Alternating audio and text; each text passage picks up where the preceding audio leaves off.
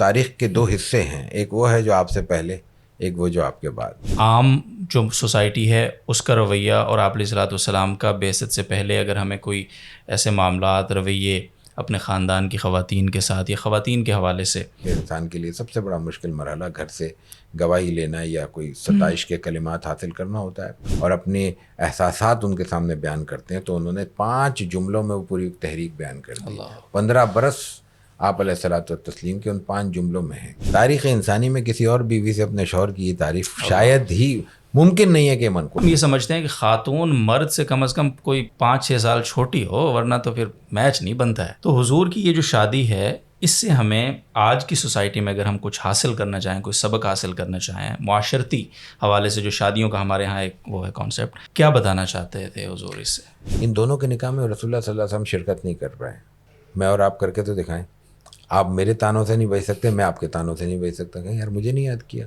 شادی کے بعد کیا حضرت خدیجہ رضی اللہ تعالیٰ عنہ نے اپنا یہ بزنس جاری رکھا؟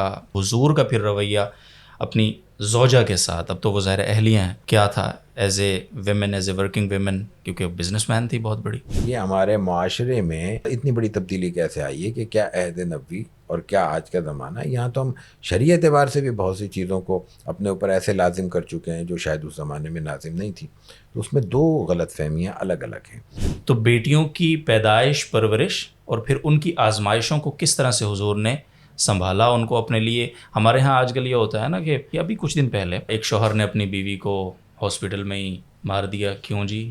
الٹرا ساؤنڈ میں آیا تھا بیٹی ہے۔ تو یہ جو خواتین کو لے کر طلاق، نکاح والے معاملات اتنے مشکل ہم نے بنا دیے اور ان کو اپنے لیے ایک زندگی اور موت کی اور انا کی جنگ سمجھ لیا، اس کو تھوڑا سا مجھے آپ سے سمجھنا ہے۔ سیرت سے اگر ہم تھوڑا سا اس کو ریلیٹ کر کے سمجھیں، اور میں چاہتا ہوں اس کو ایک بھرپور قسم کا ہمیں آپ سے کاؤنٹر چاہیے، بیکاز کہ یہ ایک بہت بڑا ایشو ہے سر۔ قوم نہیں ہے تو شادی نہیں ہوگی، بیٹی بیٹھی رہے، یہ جو انا ہے، یہ جو ضد ہے، وہ کیا کہے گا، یہ کیا کہے گا، ان چیزوں کو کس طرح سے ہم سمجھ سکتے ہیں سیرت سے؟ اب ہمارے ہاں تعلیم کا حال جو ہے وہ تو اپنی جگہ، لیکن تعلیم کے مزاج کا حال یہ ہے کہ خواتین کو آٹو موبائل کی ٹریننگ دی جا رہی ہے۔ مجھے بتائیں پاکستان کے معاشرے میں کتنی خواتین ہیں جو گاڑی کے نیچے لیٹ کے انجن صحیح کریں گی؟ کہ بس اوقات خواتین جو ہوتی ہیں وہ اپنی پسند ناپسند صرف اس وجہ سے چھپا رہی ہوتی ہیں کہ وہ برا لگے گا نا، بڑوں کو برا لگے گا، وہ پوچھ بھی رہے ہوں تو بھی چھپا لیتی ہیں، اور بعد میں پھر ساری زندگی وہ ایک معاملات، آپ کو پتہ ہے آج کل ہمارا ایکسٹرا میریٹل افیئرز اور وہ جو ایک معاشرتی برائیاں ہیں جتنی بھی، وہ اس سے پیدا ہو رہی ہوتی ہیں۔ اس سے جو سرپرست ہیں ان کو کیا درس ملتا ہے کہ وہ اپنی بچی کی پسند کو عیب نہ بنائیں، اس کو سنیں، سمجھیں اور کوشش کریں کہ اگر اور کوئی برائی نہیں ہے تو کنسیڈر کریں اس کو۔ میاں بیوی کا ایک تعلق ہے، حضور کی زندگی سے اس کو ہم سمجھیں تو یہ اونچ نیچ کس طرح سے ہمیں سمجھ آ سکتی۔ خواتین کی وراثت کے حوالے سے ہمارے ہاں بہت غفلت ہے، لوگ نمازی بھی ہیں، پرہیزگار بھی ہیں، تبلیغ میں بھی جاتے ہیں، سب کچھ کرتے ہیں، سود بھی نہیں کھاتے، ٹھیک ہے سب کچھ، جہاں آتا ہے نا بہنوں کا حصہ، بیٹیوں کی وراثت ڈنڈی۔ آج کے معاشرے میں اگر ہم سیرت سے ریلیٹ کر کے خواتین کی تعلیم کے حوالے سے کچھ ہدایات موٹی موٹی جو آپ کو لگتا ہے کہ ہر ایک کے لیے رہنما ہو سکتی ہیں، کس ڈائریکشن میں اپنی بیٹیوں کی، اپنی بچیوں کی تعلیم کو ہمیں دیکھنا چاہیے؟ خواتین کو براہ راست بیعت کرنا، پھر ان سے ایک تزکیہ، اور ان کی مجالس لگتی ہیں، اور پھر وہ پیر صاحب سے اعتقاد کی ایک حد ہی کوئی نہیں ہے، اور پھر وہ تھوڑا سا حدود، یعنی ایک پیر کے لیے، ایک مصلح کے لیے، رہنما کے لیے خواتین کے حوالے سے ہم عقیدت میں غلو کرتے ہیں، اور یہی غلو عقیدے کی خرابی کا باعث بنتا ہے۔ اللہ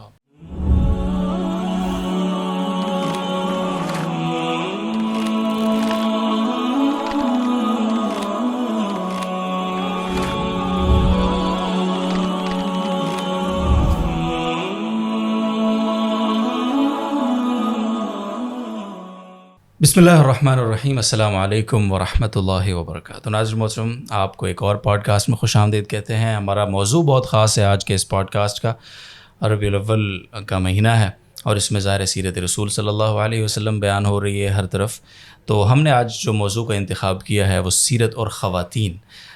اس موضوع کے اندر بہت ساری چیزوں کا، بہت سارے ضمنی موضوعات کا، عنوانات کا احاطہ ہم کرنے کی کوشش کریں گے انشاءاللہ العزیز خواتین کے حوالے سے، اور آپ علیہ الصلوۃ والسلام کے حوالے سے تو معروف بھی ہے کہ حضور آئے تو خواتین کو ایک مقام اور مرتبہ سوسائٹی میں باقاعدہ طور پر ملنا شروع ہوا، ان کی کنٹریبیوشنز جو ہے وہ سامنے آنا شروع ہوئیں.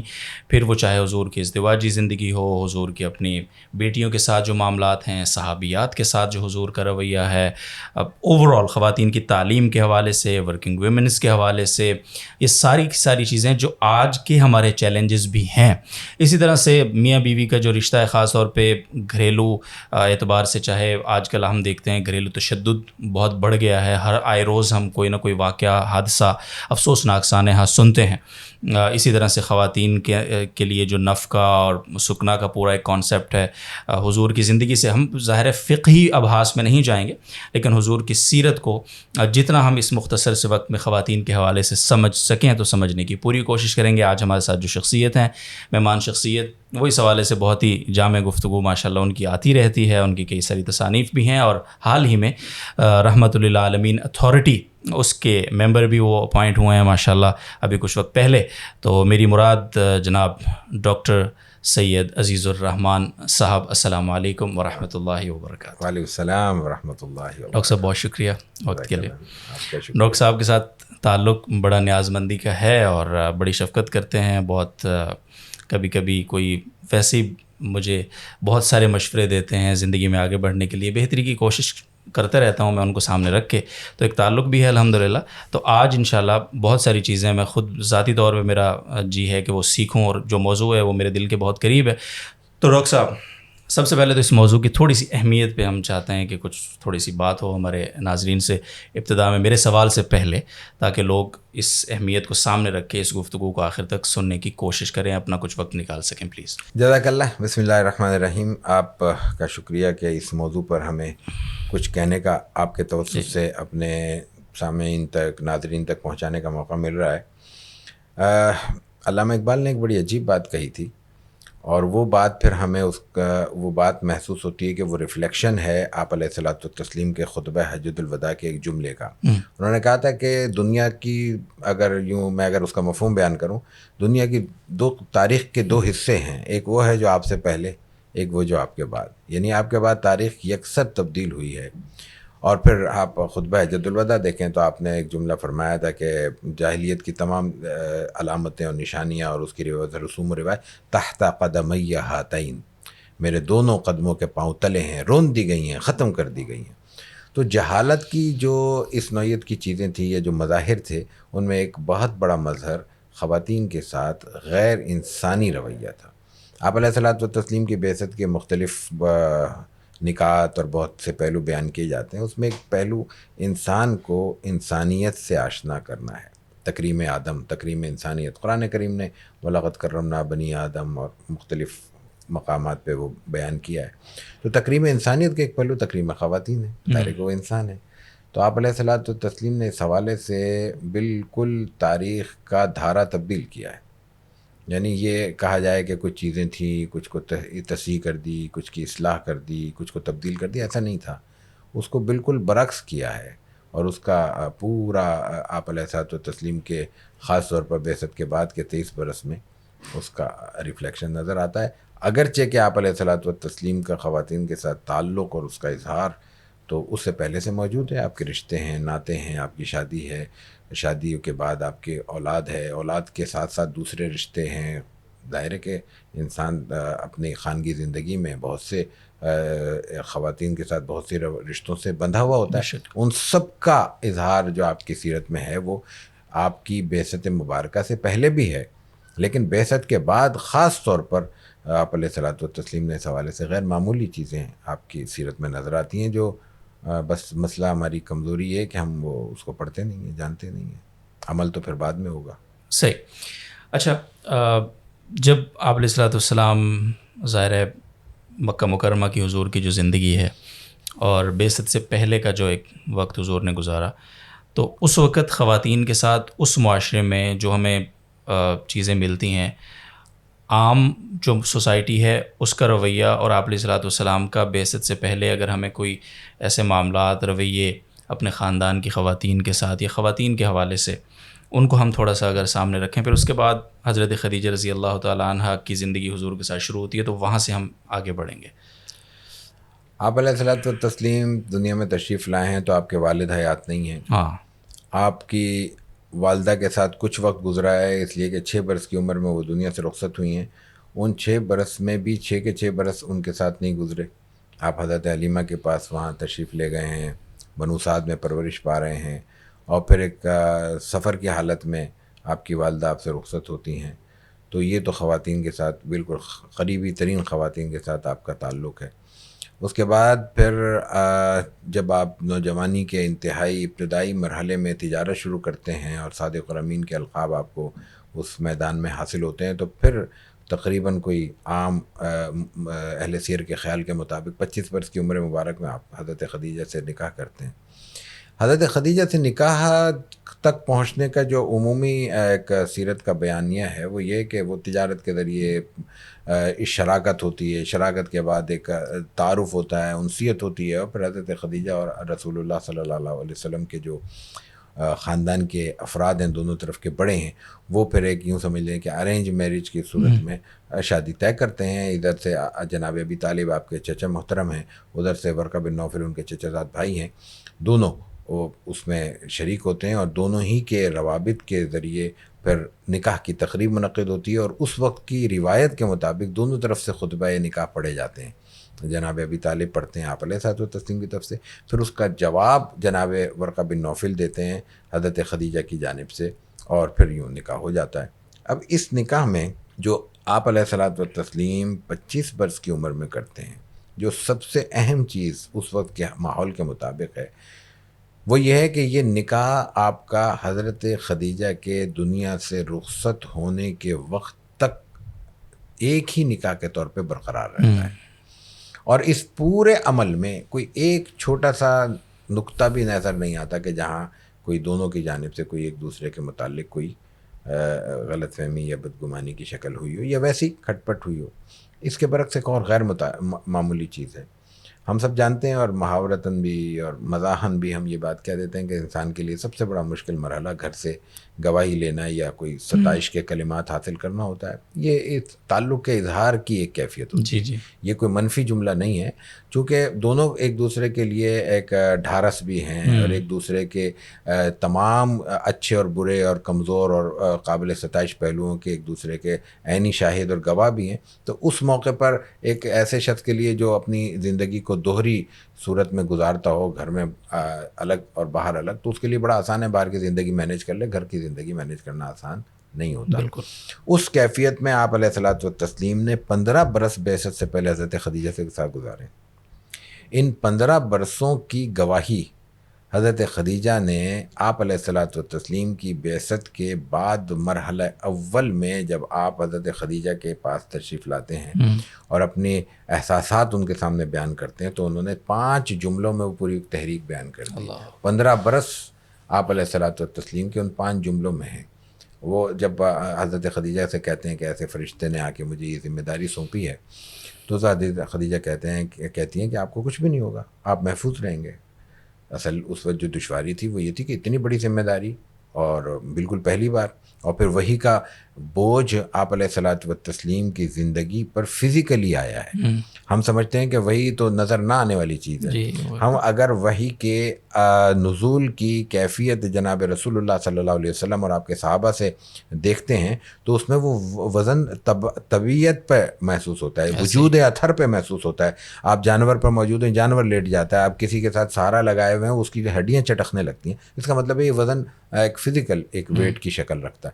تو یہ جب وزن پہلی بار ایک انسانی وجود پہ پڑتا ہے تو اس کے اثرات ہوتے ہیں. وہ اثرات دیکھتے ہوئے حضرت خدیجہ نے اور آپ صلی اللہ علیہ وسلم نے بھی اسی حوالے سے اپنے احساسات بیان کیے ہوں گے. حضرت خدیجہ نے جو 5 جملے کہے ان کا آغاز یہاں سے ہوتا ہے کہ آپ ضائع نہیں ہوں گے.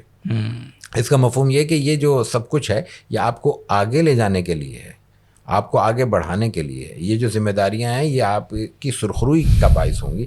تو وہاں سے شروع کرتی ہیں وہ کہ کلا واللہ لا یخزیک اللہ ابدا. اب جو عربی جانتے ہیں ان کے لیے زیادہ دلچسپ جملہ ہے. کلا خود تاکید کے لیے، ہرگز ایسا ہوگا ہی نہیں، ممکن نہیں ہے.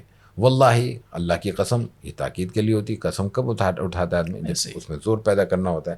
لا یخزیک اللہ ابدا.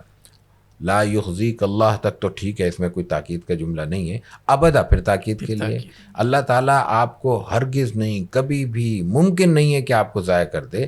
کیوں؟ اب اس کیوں سے پہلے ہم فاصلہ لیتے ہیں، کوز لے کے ہم پیچھے جاتے ہیں کہ آپ دیکھیں کہ آپ علیہ الصلوۃ والتسلیم اس سے پہلے غار حرا میں کچھ وقت گزارتے ہیں. عبادت کی کوئی شکل ہے، تحنس کا لفظ استعمال ہوتا ہے، حضرت خدیجہ اس کا ذکر نہیں کرتی. آپ علیہ الصلوۃ والتسلیم کی اور بھی کوئی نیکی کی شکلیں ہوں گی، ان کا یہاں بیان نہیں کرتی. یہاں بیان کیا کرتی ہیں؟ خالصتاً معاشرت سے جڑے ہوئے 5 ارکان. انکا لتصل الرحمہ، اللہ آپ صلہ رحمی کرتے ہیں. یہ نہیں کہہ رہے آپ نماز پڑھتے ہیں، نہیں، یہ کہہ رہے آپ رشتوں کو جوڑتے ہیں. وتحمل الکلہ، نادار کا بوجھ اٹھاتے ہیں. وتکسب المعدوم، ایک ایسا شخص جس کے پاس کچھ نہیں ہے. معدوم کا مطلب اس کے پاس کچھ بھی نہیں ہے، یعنی یہاں غریب مراد نہیں ہے. ہم میں سے سرکاری اور پرائیویٹ امداد لینے کے لیے ہر شخص غریب ہے. وہ مختلف سپورٹ پروگرامز کی آپ کو اندازہ ہے کہ وہ کس طرح ہم لوگ جاتے ہیں، کس طرح فریب کرتے ہیں وغیرہ وغیرہ. لیکن یہاں کہا کیا جا رہا ہے؟ تکسب المعدوم. دونوں لفظ غیر معمولی ہیں. ایک یہ کہ معدوم کچھ بھی نہیں ہے جس کے پاس، اس کو کما کر دیتے ہیں. یہاں لفظ کے ترجمہ کر رہا ہوں میں، اپنی طرف سے کوئی اضافہ نہیں کر رہا. کما کر دینے کا مفہوم کیا ہے؟ مطلب میں گھر سے نکلا، مجھے کوئی ضرورت مند نظر آیا، میں نے جیب میں ہاتھ ڈالا، میں نے 100 روپے اس کو دے دیے. اچھا چلیں، کوئی بندہ بہت زیادہ مستحق ہے اور ہم اس سے واقف بھی، ہم نے 1000 دے دیے. یا چلیں اور اللہ نے کوئی توفیق دی، ہمارے پاس اضافی کچھ پیسے تھے، میں نے 10,000 روپے بھی دے دیے. وہ بتائیے کہ کیا 10,000 میں نے کچن سے نکال کے دیے؟ نہیں. میں نے اپنے بچوں کی فیس کے دیے؟ نہیں. میں نے اپنے کوئی اور بہت ہی انتہائی ضرورت سے دیے؟ نہیں. وہ رقم اللہ ہی کی دی ہوئی تھی، اللہ ہی کے مخلوق تک پہنچی، اللہ کی توفیق سے ایک نیکی کا مجھے عمل کرنے کا موقع ملا، لیکن وہ میری انتہائی ضرورتوں سے زائد تھی. بالکل. تکسب المعدوم یہ نہیں ہے. تکسب المعدوم ہے کہ ایک ضرورت مند آپ کے سامنے آیا صلی اللہ علیہ وسلم، آپ نے اس کے لیے الگ سے کمایا ہے، اور اس مقصد سے کمایا ہے کہ میں یہ کماؤں تاکہ میں ضرورت مند کی ضرورت پوری کر سکوں. یہ اصل انفاق کی اعلیٰ ترین شکل ہے جو صرف کسی نبوت سے ہی متعلق ہو سکتی ہے. اس کے نسبت کسی انسان کی طرف کرنا بڑا مشکل ہوگا. اور وہ تقریر الضیف. اب وہ تقریر الضیف کا معنی عام ہے، مہمان نوازی کرتے ہیں. مہمان نوازی آج بھی اللہ کا شکر ہے کرتے ہیں، سبھی کرتے ہیں. بعض قبائل میں، بعض علاقوں میں، بعض خطوں میں، بعض شخصیات میں اس کی زیادہ اہمیت ہے، یا یہ کہ اس کو زیادہ اللہ نے اس معاملے میں توفیق دی ہے. لیکن ہر شخص کچھ نہ کوئی پانی کا گلاس تو پلا ہی دیتا ہے. آپ نے ہی پلایا. تو لیکن یہ کہ اس سے مراد کیا ہے؟ یہ مراد ہے اس موقع کی ٹھیک ہے، ٹھیک. جب آپ علیہ الصلوۃ والتسلیم مکہ مکرمہ میں لوگوں کی مہمان نوازی کر رہے ہیں، جب کوئی اور صورت نہیں ہے. مہمان نوازی اس زمانے کی اور آج کی زمین آسمان کا فرق ہے، اس وجہ سے کہ اس کے پاس اس وقت کوئی سرائے نہیں تھے، ہوٹل نہیں تھے، نہ کھانے کو کچھ میسر تھا باہر سوائے اس کے کہ کسی کی کنڈی کھٹکھٹائی جائے اور اس سے مدد لی جائے، اور نہ ٹھکانہ تھا، رہائش کے لیے کوئی صورت تھی. اس وقت آپ علیہ الصلوۃ والتسلیم کے لیے کہا جا رہا ہے کہ وہ تقریر الضیف ہے. اور یہ عام طور پر اجنبیوں کے لیے ہوتی تھی. مہمان نوازی تو الگ چیز ہو گئی، یہ اجنبیوں کے لیے اپنے دروازے اس طرح کھلے رکھنا کہ وہ آ سکیں. اور وتعین علی نوائب الحق، جو بھی حق کے معاملات تھے، جہاں کسی مظلوم کا ساتھ دینے کی کیفیت تھی، آپ علیہ الصلوۃ والتسلیم آگے ہوتے تھے. یہ کون کہہ رہا ہے؟ تاریخ انسانی میں کسی اور بیوی سے اپنے شوہر کی یہ تعریف شاید ہی ممکن نہیں ہے کہ منقول ہو. شاید کا لفظ بھی زبان پہ ایسے ہی آ گیا. اگلی بات، یہ جو 5 جملے ہیں یہ حضرت خدیجہ کے رضی اللہ تعالیٰ عنہ سیرت کی تاریخ میں بطور سیرت نگار بھی پہلے جملے شمار ہوتے ہیں یا ہو سکتے ہیں. یعنی اگر آپ علیہ الصلوۃ والتسلیم کی حیات مبارکہ پر کسی بھی سیرت نگار کی کوئی ابتدائی عبارت تاریخ میں محفوظ ہے تو وہ حضرت خدیجۃ الکبریٰ رضی اللہ تعالیٰ عنہ کی ہے. سب سے پہلی سیرت نگار حضرت خدیجہ ہے. وہی اول کے بعد آپ تشریف لائیں تو دوسری اولیت حضرت خدیجہ کو کیا حاصل ہے کہ پہلی مسلمان ہیں بلا کسی تفریق اور تقسیم کے. سبحان اللہ. مردوں میں حضرت ابوبکر کا نام آتا ہے، درست ہے. بچوں میں حضرت علی کا نام آ جاتا ہے، درست ہے. لیکن سب میں مجموعی طور پہ حضرت ابوبکر سے بھی پہلے حضرت خدیجہ مسلمان ہوئی ہیں. یہ دوسری اولیت ہے. تیسری، اس کرۂ ارضی پر جناب رسول اللہ صلی اللہ علیہ وسلم کے ساتھ جماعت کے ساتھ پہلی ادائیگی، پہلی جماعت، پہلی مقتدیہ حضرت خدیجہ ہیں. اس سے پہلے پہلی وضو اس کائنات میں رسول اللہ صلی اللہ علیہ وسلم کے بعد حضرت خدیجہ نے کی. سبحان اللہ. یہ حضرت خدیجہ ہے، یہ حضور کا تعلق ہے. اور پھر یہ تعلق آگے اس طرح نبھایا آپ نے کہ جب تک وہ رخصت نہیں ہوئی، اور جس وقت رخصت ہوئی ان کی عمر 65 سال ہے. اس وقت حضور اکرم صلی اللہ علیہ وسلم کی عمر مبارک 50 سال ہے. آپ علیہ الصلوۃ والتسلیم کی شخصیت دیکھیں، آپ کا اس معاشرے میں آپ کا انفلوئنس دیکھیں، رساؤ دیکھیں، اور اس کے بعد آپ دیکھیں کہ آپ علیہ الصلوۃ والتسلیم 25 برس ایک خاتون کے ساتھ پوری زندگی گزارتے ہیں. اور اس زندگی کو گزارنے کے بعد ضمناً یہ عرض کر دوں، تعدد ازواج ہمارے ذہنوں میں مختلف حوالوں سے ہمیں ڈسٹرب کرنے کا ایک عنوان ہے کہ اس 50 برس کی عمر مبارک میں ایک خاتون کے ساتھ زندگی بتانے کے بعد دوسرا نکاح بھی آپ نے ایک بیوہ خاتون سے جو آپ کی کم از کم ہم عمر ہیں حضرت سودا رضی اللہ تعالیٰ عنہ سے کیا ہے. پھر تیسرا نکاح حضرت عائشہ کا ہے. حضرت عائشہ تک پہنچتے ہوئے یہ 2 خواتین گزری ہیں، یہ نظر انداز ہو جاتی ہیں. حضرت عائشہ کی عمر ہمارے ذہنوں میں چپک کر رہ جاتی ہے. بالکل، کیا ہی خوبصورت نقشہ کھینچا ہے آپ نے، جزاکم اللہ. اچھا، تھوڑا سا یہ جو شادی ہے آپ علیہ السلام کی پہلی شادی، اس سے ہم کچھ اسباق حاصل کرنے کی کوشش کرتے ہیں. آج کل یعنی پہلی شادی حضرت خدیجہ سے عمر کا اتنا 15 سال کا ڈفرینس ہے، پھر وہ بیوہ ہیں، جو 2 بار بیوہ ہیں، 2 بار بیوہ ہیں، اور کائنات کے سب سے عظیم انسان، کائنات کے سب سے خوبصورت ترین انسان، کائنات کے سب سے قیمتی انسان، وہ اپنے سے 15 سال بڑی خاتون جو 2 بار کی بیوہ ہیں ان سے شادی کر کے، ظاہر حضور کے تو ہر عمل میں پیغام ہے نا امت کے لیے. آج جو ہم اگر اپنے آپ کو دیکھتے ہیں تو ہمارے جو سٹینڈرڈز ہیں شادی کے لیے، سب سے پہلا تو ہمارا یہ ہوتا ہے کہ خاتون جو ہے وہ ڈیفینیٹلی کنواری تو ہونی ہی چاہیے. اور اس کی پھر احادیث بھی مل جاتی ہے کہ حضور نے یعنی ترغیب بھی بیان کی یا اس کی خوبی بھی بیان فرمائی. تو حضور ایک طرف تو خوبی بیان فرما رہے ہیں باقرہ سے شادی اور وہ ساری چیزیں ہمیں ملتی ہیں احادیث میں، ایک طرف اپنا عمل حضور کا یہ ہمیں نظر آتا ہے. دوسرا ہم یہ سمجھتے ہیں کہ خاتون مرد سے کم از کم کوئی 5-6 سال چھوٹی ہو، ورنہ تو پھر میچ نہیں بنتا ہے. تو حضور کی یہ جو شادی ہے، اس سے ہمیں آج کی سوسائٹی میں اگر ہم کچھ حاصل کرنا چاہیں، کوئی سبق حاصل کرنا چاہیں معاشرتی حوالے سے، جو شادیوں کا ہمارے ہاں ایک وہ ہے کانسیپٹ، تو کیا بتانا چاہتے تھے حضور اس سے؟ یہ تو سارا اخذ و استنباط کی چیزیں ہیں، تو ایک خیال ہے جی، لیکن اس خیال کی تائید دوسری احادیث سے، دوسرے واقعات سے ہوتی ہے، وہ غیر معمولی بات ہے. آپ ایسا تو تسلیم کر، آپ کا جو سوال بنتا ہے وہ اگر مختصر کروں وہ ایک یہ کہ آپ خود تو یہ عمل کر رہے ہیں، اور آپ کی نہ صرف یہ عمل ہے بلکہ آپ کی مجموعی طور پہ 14 شادیاں ہیں. ان 14 نکاحوں میں سوائے حضرت عائشہ کے کوئی کنواری نہیں ہے، سب آپ کی بیوہ ہیں یا مطلقہ ہیں، یا اور اکثر عمر میں خاصی بڑی ہیں، کچھ عمر میں کافی، کچھ کم بھی ہیں، وہ بھی ہیں. اور آپ تقاضا یہ کر رہے ہیں جب بھی کوئی صحابی ملتے ہیں ان کو یہ کہتے ہیں کہ آپ نوجوان سے کریں. اس میں اصل چیز خاتون کی اور مرد کی رعایت ہے. آپ علیہ الصلوۃ والتسلیم نے یہ شادی کی، اس کے مقاصد ان کے سامنے ہوں گے، لیکن جو اصل چیز تھی وہ یہ کہ آپ جس قدر خوبصورت ہوں، جس قدر طاقتور ہوں، اور جس قدر اللہ تعالیٰ کی طرف سے آپ کو مردانہ وجاہت و بشری قوتیں عطا ہوئی ہیں، اس کے ساتھ ساتھ آپ کو ان تمام تقاضوں پر گرفت بھی تو سب دوسروں سے زیادہ ہے. آپ ان تقاضوں کو نبھانے کی صلاحیت بھی تو تمام انسانوں میں سب سے زیادہ رکھتے ہیں. اللہ، یہ پہلو، وہ تقاضے جو ہر انسان کے ساتھ موجود ہیں، ان پر گرفت کا جو آپ علیہ الصلوۃ والتسلیم کو مقام اور ملکہ حاصل ہے، وہ مجھے اور آپ کو تو نہیں، بالکل نہیں. تو ہماری رعایت یہ کی جا رہی ہے کہ تم جتنا مطمئن اور حلال زندگی اپنی ہم عمر کے ساتھ گزار سکتے ہو، شاید بڑوں کے ساتھ اتنا مطمئن نہ ہو سکو. تو تمہاری جوانی اور عصمت دونوں کا تقاضا یہ ہے کہ تم یہ کرو. ٹھیک ہے، لیکن خود آپ کا عمل، آپ نے تو وہ آئیڈیل عمل پیش کیا نا کہ میں تو دیکھو اس حالت میں بھی مطمئن ہوں، اور اس طرح اس شان سے اور مطمئن ہوں کہ 25 سال گزار دیے ہم نے. اللہ اکبر.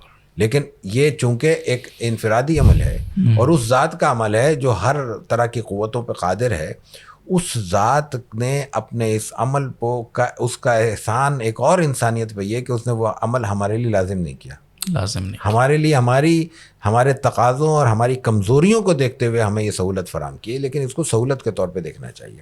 اس کی مثال عرض کرتا ہوں. جی. حضرت جابر آپ علیہ الصلوۃ والتسلیم کے بڑے قریبی ساتھی ہیں، نوجوان ہیں. ان کی کئی مثالیں ہیں سیرت میں. ان کو بطور جس کو ہم کیس ہسٹری کہتے ہیں ریسرچ میں، اس کو بھی دیکھنا چاہیے. حضرت جابر نکاح کر کے آتے ہیں آپ علیہ الصلوۃ والتسلیم کے پاس، اور آپ پوچھتے ہیں نکاح کر لیا؟ ہاں نکاح ہو گیا. اب اس میں ایک اور سبق بھی ہے. حضرت عبد الرحمن ابن عوف کا نکاح کی اطلاع ہے، اس میں بھی ایک سبق ہے.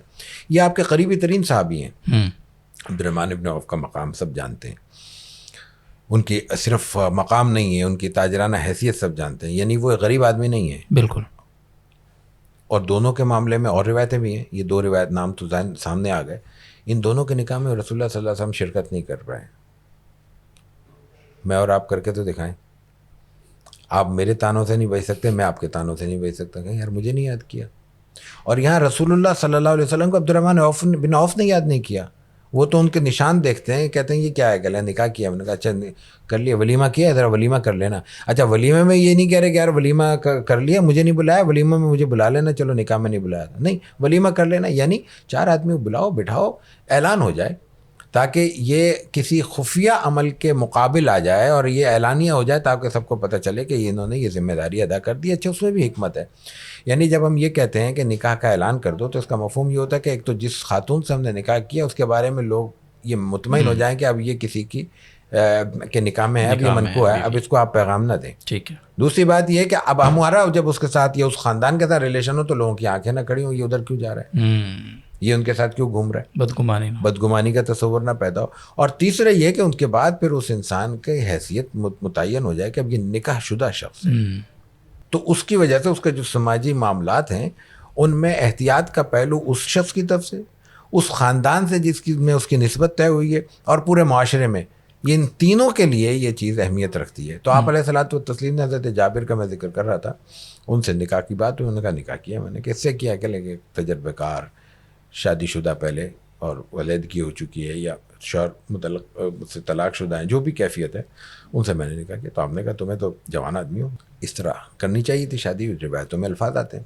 تو حضرت جابر نے کہا کہ معاملہ یہ کہ میرے والد کم عمری میں وفات پا گئے، اور مجھ پہ کچھ ذمہ داریاں ہیں بہنوں کی، بہنیں چھوٹی ہیں، تو مجھے ایک ایسی خاتون کی ضرورت تھی جو گھر میں رہ کر میری بہنوں کی تربیت کر سکے. آپ نے کہا گڈ، ویری گڈ. اب اس کا مفہوم کیا ہے کہ اگر یہ کوئی مجموعی حکم ہوتا اور بغیر کسی استثناء کے یہ حکم ہوتا کہ ہر وقت ہم نے ہماری خواتین سے شادی کرنی ہے، تو اس میں آپ ہی کہتے ہیں کہ وہ ٹھیک ہے، وہ ہوتا رہے گا، اس کے لیے تربیت کے لیے کچھ اور انتظام ہو جائے گا. اور ہو سکتا ہے اس تربیت کے لیے الگ سے انتظام ہو سکتا تھا. جی ہاں بالکل. لیکن آپ نے اس کی نفی فرما دیا. آپ یہ کہتے تھے کہ بچیوں کو میرے گھر بھیج دو، جی ازواج مطہرات ان کو دیکھ لیں گی، یہ نہیں کہہ سکتے تھے. بالکل. اس وقت تو خواتین کو دایا کا بھی ایک کانسیپٹ تھا بہت زیادہ، اور پالنے کا وہ عام روایت ہے. دوسری بات اس میں وہ مقروض ہو کے رخصت ہوئے تھے ان کے والد حضرت جابر کے. تو اس میں بھی آپ کو ایسی خاتون کی ضرورت تھی جو تھوڑا سا تجربہ کار ہو. مطلب صرف تجربے کا مفہوم یہ نہیں ہوتا کہ اس کی عمر زیادہ ہے، کھانا پکانا اچھا آتا ہے. تجربے کا مطلب یہ کہ وہ اس کو گھر گرہستی کے بارے میں زیادہ کانفیڈینس ہو، زیادہ معلومات ہوں، کم پیسوں سے گھر کیسے چلانا ہے، بچوں کی تربیت کیسے کرنی ہے، ان کو دنیا کا سیاہ و سفید کیسے سمجھانا ہے، اور گرم و سر سے کیسے بچانا ہے. یہ تجربہ ہے. تو آپ علیہ الصلوۃ والتسلیم نے اس طرح تربیت فرمائی ہے، اور اس طرح خواتین کو ایک شیلٹر دیا ہے، اور دونوں چیزوں کو بیلنس کیا ہے. یہ اصل نقطہ ہے جو ہماری نظروں سے اوجھل ہوتا ہے. بہت خوبصورت نقطہ آپ نے بیان کیا، بالکل، جزاکم اللہ. اچھا تھوڑا سا نا بحث کو اسی فلو میں آگے لے جانے کے بجائے ہم یہیں رکتے ہیں. حضرت خدیجہ رضی اللہ تعالیٰ عنہ شادی سے پہلے تجارت کر رہی ہیں. ہم تھوڑا سا ورکنگ ویمن کے حوالے سے حضور کا رویہ وہ تھوڑا سا سمجھنے کی کوشش کریں گے یہاں سے. ظاہر آگے بھی اس کی بہت ساری مثالیں یقیناً ہوں گی، بٹ آغاز یہاں سے کر لیتے ہیں. حضرت خدیجہ رضی اللہ تعالیٰ عنہ کا حضور سے جو تعلق ہوا، پہلا تعلق، وہ تجارت، اور حضور وہ سامان لے کر گئے، اور وہ جو روایات میں آتا ہے، جو ہمیں ملتا ہے سیرت کتابوں میں. شادی کے بعد کیا حضرت خدیجہ رضی اللہ تعالیٰ عنہ نے اپنا یہ بزنس جاری رکھا؟ اگر ہمیں اس طرح کی کوئی روایات سیرت میں اس طرح کا کوئی تذکرہ ملتا ہے، اور حضور کا پھر رویہ اپنی زوجہ کے ساتھ، اب تو وہ ظاہر اہلیہ ہیں، کیا تھا as a women, as a working women, کیونکہ بزنس مین تھی بہت بڑی. دیکھیں اس کو پہلے حضرت خدیجہ کا تذکرہ یہاں چھوڑ کے مجموعی طور پر اس خصوصاً عہد نبوی میں آپ علیہ الصلوۃ والتسلیم کی موجودگی میں خواتین کا عمومی رویہ اور خواتین کے ساتھ صحابہ کرام و صحابیات کا عمومی رویہ کیا ہے. ٹھیک ہے. آپ علیہ الصلوۃ والتسلیم نے ورکنگ وومن تو ایک چھوٹا سا حصہ ہے نا, مطلب ایک ہے خاتون کا اپنے ماحول میں تمام احتیاطوں اور شرعی تقاضوں کے ساتھ فعال کردار کیا ہو سکتا ہے. یہ مختصر سی بات ہے. ہم دیکھتے ہیں غزوہ بدر میں خواتین آئی ہیں, مردوں کی طرف مکے والوں کی طرف سے مسلمان نہیں گئے. احد میں خواتین آئی ہیں, مسلمانوں کی طرف سے خواتین نہیں گئی ہیں.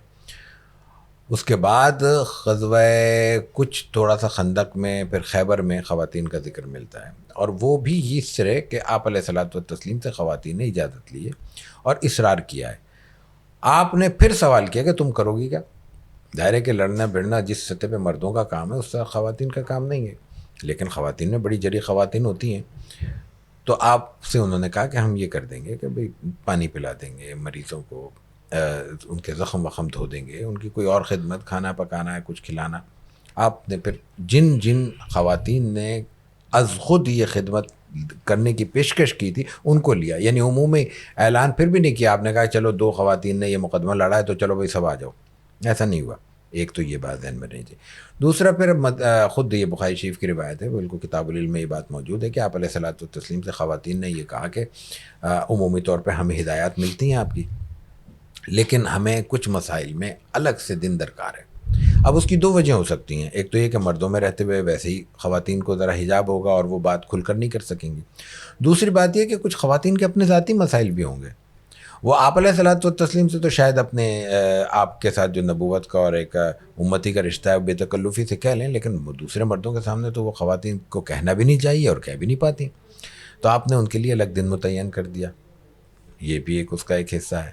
پھر تیسری چیز آپ علیہ الصلوۃ والتسلیم کی اس کی اور اس کے بعد کے حالات کو ذرا فرق کو واضح کرنے کے لیے آپ نے ان کو اجازت دی ہے. اس وقت یہ آج کل بھی ہمارے یہاں فقہی مسئلہ اٹھ جاتا ہے کہ عید کی نماز میں خواتین کو آنا چاہیے نہیں آنا چاہیے وغیرہ. آپ کے زمانے میں باقاعدہ اعلانیہ خواتین کو یہ حکمن کہا جاتا تھا کہ وہ, یا ان کو تجویز دی جاتی تھی کہ وہ عیدگاہ میں حاضر ہوں گی. دوسری نمازوں میں وہ حاضر ہوتی تھی, بلکہ ان کو اگر روکا جاتا تھا تو آپ نے روکنے سے منع کیا. لیکن اسی کے بعد آپ حضرت عائشہ صدیقہ رضی اللہ تعالیٰ عنہ کا یہ قول بھی دیکھ لیں, یہ بھی انہی روایتوں میں آتا ہے, انہی کتابوں میں درج ہے کہ اگر آپ علیہ الصلوۃ والتسلیم عورتوں کو مخاطب کر کے کہتے ہیں کہ تمہاری حالت دیکھ لیتے تو کبھی اجازت نہ دیتے. اب یہ بات کب ہے؟ یہ عہد صحابہ کی ہے, یہ میری اور آپ کے زمانے کی بات نہیں ہے. اس سے میں اس پس منظر کو واضح کرنا چاہتا ہوں کہ یہ ہمارے معاشرے میں اتنی بڑی تبدیلی کیسے آئی ہے کہ کیا عہد نبوی اور کیا آج کا زمانہ. یہاں تو ہم شرعی اعتبار سے بھی بہت سی چیزوں کو اپنے اوپر ایسے لازم کر چکے ہیں جو شاید اس زمانے میں لازم نہیں تھی. تو اس میں 2 غلط فہمیاں الگ الگ ہیں.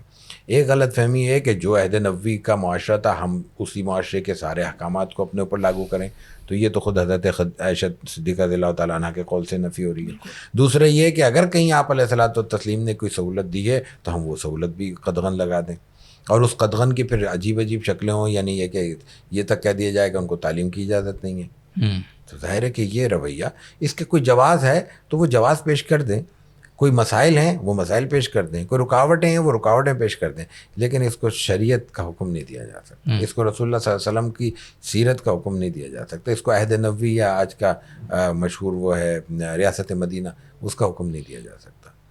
اس کو کیا کہا جائے گا کہ ہماری کمزوری ہے. جیسے ہم اور اللہ کے رسول صلی اللہ علیہ وسلم کی 10 حکمتوں 10 ہدایتوں پہ عمل نہیں کر رہے, ہم آپ کی اور خدا جانے کتنی سنتوں کے تارک ہیں, اللہ تعالیٰ میں معاف فرمائے, اس ایک سنت میں ہم اس میں بھی ترک کر رہے ہیں. تو اب ہم آتے ہیں حضرت خدیجہ کے عمل پہ. براہ راست تو اس وقت میرے ذہن میں کوئی روایت نہیں کہ حضرت خدیجہ نے نکاح کے بعد تجارت کی ہوگی, لیکن تجارت نہ کرنے کی بھی کوئی روایت نہیں ہے. ٹھیک ہے. تو تجارت حضرت خدیجہ کا عمل ہے اور ایک تاجر خاتون ہے, اور وہ اپنی آزاد زندگی میں جب تجارت کر رہی ہیں تو جب ان کے بچے ہو جاتے ہیں, شادی ہو جاتی ہے, تو اس وقت وہ تجارت کیوں چھوڑ دیں گی, جبکہ اس وقت بھی ان کی تجارت کا جو ایک بڑا حصہ تھا وہ ان کا بطور سلیپنگ پارٹنر تھا, یعنی ورکنگ پارٹنر. تو آپ علیہ الصلوۃ والتسلیم ہیں یا دوسرے صحابہ ہیں, دوسرے اس عہد کے لوگ ہیں, تو آپ علیہ الصلوۃ والتسلیم کے اس نکاح کے بعد وہ سلسلہ کیوں جاری نہیں رہا ہوگا, جبکہ یہ بات واضح ہے کہ آپ علیہ الصلوۃ والتسلیم کی اپنی تجارت صرف مکہ مکرمہ میں نہیں، ہجرت مدینہ کے بعد بھی جاری رہی ہے، اور اس کی بعض نصوص ہمارے ہاں آج کتابوں میں موجود ہیں، وہ مطالعہ کیا جا سکتا ہے۔ ڈاکٹر یاسین مدد صدیقی صاحب نے اپنی کتاب معاش نبوی میں کچھ نصوص بیان کیے ہیں، والد صاحب کی کتاب معیشت نبوی ہے، اس میں انہوں نے اس پہ اشارے کیے ہیں کافی۔ تو آپ علیہ الصلوۃ والتسلیم اس زمانے میں تجارت کر رہے ہیں، تو قیاس یہی کہتا ہے کہ حضرت خدیجہ بھی تجارت کر رہی ہوں گی۔ رہا یہ سوال کہ آپ کا کیا رویہ، تو ظاہر ہے کہ آپ نے ایک باہمی اعتماد کے ساتھ زندگی گزاری ہے، تو یہی رویہ تھا، یہی سیکھنے کی چیز ہے۔ بالکل۔ اچھا، آپ علیہ الصلوۃ والسلام کی تمام اولاد سوائے حضرت ماریہ سے پھر ایک صاحبزادے حضرت خدیجہ رضی اللہ تعالیٰ عنہ سے 4 صاحبزادیاں ہیں، پھر صاحبزادہ۔ یہ جو بیٹیوں کے ساتھ حضور علیہ الصلوۃ والسلام کا رویہ تھا، اور اللہ تعالیٰ نے حضور کو جو بیٹیوں سے سرفراز فرمایا، اور پھر حضور کا بیٹیوں کے حوالے سے مختلف روایات جو ہمیں صحیح حدیث میں بھی ملتا ہے، جس طرح حضور نے بشارتیں دیں کہ کہا تعین والی وہ روایت اور وہ ساری چیزیں، تو مجھے تھوڑا سا اس پہلو پہ آپ سے کچھ سننا ہے کہ صاحبزادیوں کی پیدائش، اور وہ بھی 1 نہیں 2 نہیں 3 نہیں 4، اور پھر ان صاحبزادیوں کو آگے چل کے جب وہ بڑی ہوئیں، پھر ان کی شادی کی بات ہوئی، تو اللہ تعالیٰ نے ان صاحبزادیوں کے ذریعے کس آزمائش سے بھی حضور کو گزارا، جب ان کو مجمع میں طلاق ہو رہی ہے اور وہ ساری چیزیں ہو رہی ہیں۔ تو بیٹیوں کی پیدائش، پرورش، اور پھر ان کی آزمائشوں کو کس طرح سے حضور نے سنبھالا، ان کو اپنے لیے۔ ہمارے ہاں آج کل یہ ہوتا ہے نا کہ کس طرح کئی واقعات ایسے ہم نے دیکھے۔ ابھی کچھ دن پہلے ایک شوہر نے اپنی بیوی کو ہاسپٹل میں ہی مار دیا، کیوں جی؟ الٹرا ساؤنڈ میں آیا تھا بیٹی ہے نا۔ تو پنوتی سمجھتے ہیں اپنے لیے بیٹیوں کو، خدا نخواستہ، یعنی بہت ہی جاہل قسم کے جو لوگ ہیں، جو ہمارے معاشرے کے کچھ ایسے ناصور ہیں۔ تو حضور کا رویہ یہاں سے پیدائش، پرورش، دین وہ جو آزمائش حضور پہ جوانی میں آئی بیٹیوں کو لے کر، اس کو حضور نے کس طرح سے بڑے محبت والے انداز میں، پھر حضرت فاطمہ رضی اللہ تعالیٰ عنہ تو ماشاءاللہ پھر دیر تک رہیں، اور حضور کا جو ادب احترام وہ سارا ہمارے سامنے، تو اس کو تھوڑا سا پلیز بیان کیجیے۔ حضرت فاطمہ کا تو آپ نے ذکر کیا، جی۔ حضرت زینب کا بھی اشارہ آپ نے کیا طلاق وغیرہ کے معاملے میں۔ حضرت رقیہ جی رضی اللہ تعالیٰ عنہ کا واقعہ بہت اہم ہے، آپ کی بڑی صاحبزادیوں میں سے ہیں، اور غزوہ بدر پہلا بڑا مارکہ ہے، اور آپ علیہ الصلوۃ والتسلیم اس میں بڑے اجلت میں نکلے ہیں، اس کے جو پس منظر ہے وہ اپنی جگہ۔ اس موقع پر حضرت رقیہ بالکل آخری زندگی کے آخری لمحات گزار رہی ہیں، یعنی مرض وفات بھی آخری اختتامی مرحلے میں ہے۔ افرادی قوت کا عالم یہ ہے کہ 313 ہیں، اور مقابل 950 سے 1000 افراد ہیں، اور ایک ایک فرد کی اس وقت اہمیت ہے، کیونکہ دو بدو جنگ ہے، بالکل، وہ ٹیکنالوجی کی تو جنگ نہیں ہے۔ اس موقع پر آپ علیہ الصلوۃ والتسلیم کو ہر بندہ چاہیے۔ حضرت عثمان کو آپ ان حالات میں حضرت رقیہ کے لیے چھوڑتے ہیں۔ تصور کیجئے کہ پھر وہیں چلتے ہیں کہ عہد جاہلیت میں کیا تھا، وہاں پہ کسی بھی مرد کی وفات کے بعد اس کی مختلف عقد میں رہنے والی خواتین اس کی اولاد میں وراثت کے طور پہ تقسیم ہوتی ہیں۔ وہ پس منظر دیکھیے، اور چند برسوں میں کایا پلٹ جس کو کہتے ہیں، بالکل زندگی تبدیل کر دی آپ علیہ الصلوۃ والتسلیم نے، جس کو ہم نے کہا کہ آپ نے جاہلیت کو اپنے قدموں تلے رون دیا۔ وہ کیا رون ہے؟ وہ یہ ہے کہ آپ ایک مرد کو ایک خاتون کی عیادت کے لیے، تیمارداری کے لیے، جنگ جیسے اس وقت کے انتہائی اہم مارکے سے پابند کرتے تھے، کہتے ہیں یہ تم نے یہ کام کرنا ہے، تمہاری جنگ یہی ہے، تمہارا جہاد یہی ہے۔ شوہر کو کہا ہے کہ بیوی کی خدمت کے لیے تم میدان جنگ سے محروم رہ سکتے ہو، لیکن یہ خدمت نہیں چھوڑ سکتے۔ یہ ترجیحات آپ نے اس زمانے میں متعین کی ہیں۔ جنگ تو آخری مرحلہ ہے نا، وہ تو مرنے اور مارنے کا مرحلہ ہے، وہاں ایک ایک بندے کی ضرورت ہے۔ آپ کہتے ہیں نہیں، وہ اپنی جگہ ہم لڑ لیں گے اور تم جاؤ۔ اور اس کے پھر اظہار کیسے کیا آپ نے؟ اس کا اظہار اس طرح، اچھا حضرت رقیہ کی وفات ہو گئی ہے اس موقع پہ، اس کا اظہار ایسے کیا ہے کہ چونکہ حضرت عثمان غنی رضی اللہ تعالیٰ عنہ اس جنگ میں شرکت کے خواہش مند تھے، آپ علیہ الصلوۃ والتسلیم کے حکم پر وہ رکے ہیں، تو مال غنیمت میں ان کا حصہ ایسے ہی شمار کیا گیا ہے جیسے کوئی مرد مجاہد کا میدان جنگ میں تھا۔ یہ حضرت رقیہ کے ساتھ ہے. پھر آگے جو آپ کی ازواج تھیں، آپ کی جو بنات طیبات طاہرات تھیں، ان کی جو اولاد ہے ان سے آپ کا جو رویہ ہے مختلف شکلوں میں، حضرات حسنین کا تو ذکر آتا ہی رہتا ہے. پھر آ جاتے ہیں حضرت فاطمہ کے ساتھ رضی اللہ تعالیٰ عنہ. حضرت فاطمہ رضی اللہ تعالیٰ عنہا کا حجرہ آپ کے حجرے سے تقریباً متصل ہے، بس بیچ میں سے گلی ہے، اس گلی سے آپ آتے ہیں، یعنی قبلے کی طرف پہلا گھر آپ کا ہے اور پیچھے کی جانب دوسرا گھر حضرت فاطمہ کا ہے.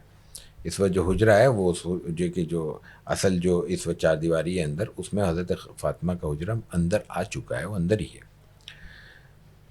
صفہ کے سامنے اس کی دیوار پڑتی ہے، اس وقت کے صفہ کے سامنے. حضرت فاطمہ کے ساتھ رویہ سب جانتے ہیں. آپ آتے جاتے سب سے پہلے ان سے ملتے ہیں، باہر سے سفر پہ آ رہے ہیں سب سے پہلے ان کے پاس جاتے ہیں. یہ تو ایک بیٹی کے ساتھ باپ کا رویہ ہونا بھی چاہیے. لیکن یہی بیٹی جو ایک ہمارے سیکھنے کی چیز ہے، سمجھنے کی چیز ہے، جب کسی اپنی انتہائی ضرورت میں کوئی تقاضا کرتی ہیں تو آپ کہتے ہیں نہیں، پہلے اہل صفہ کا حق ہے. یہی بیٹی ہے، انہی کے شوہر ہیں.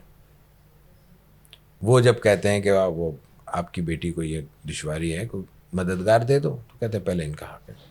تو آپ علیہ الصلوۃ والتسلیم نے اپنی ذات میں، اپنے تعلق کے اظہار میں ان خواتین کو سب کو اولیت دی ہے. لیکن جب اجتماعی ذمہ داری کی بات آئی ہے اور جب ریاست کے اختیارات اور ریاست کے وسائل کی بات آئی ہے تو اپنی ذات کو ہمیشہ پیچھے کیا ہے، اپنے خاندان کو ہمیشہ پیچھے کیا ہے. اور جب قربانی دینے کی بات آئی ہے ہمیشہ خاندان آگے رہا ہے، ہمیشہ خاندان آگے رہا ہے. ابھی حضرت خدیجہ کا ذکر بعض زیادہ ہو رہا ہے اور زیادہ ہونا چاہیے، ان کے مقام کا تقاضا ہے. تو ان کے جو پہلے دوسرے شوہر کے جو بیٹے ہیں حارث ابن ابی حالہ، یہ آپ علیہ الصلوۃ والتسلیم کے عہد مکہ کی انسانی اسلامی تاریخ کے پہلے شہید ہیں. آپ کے ربیب پہلے شہید ہوئے ہیں.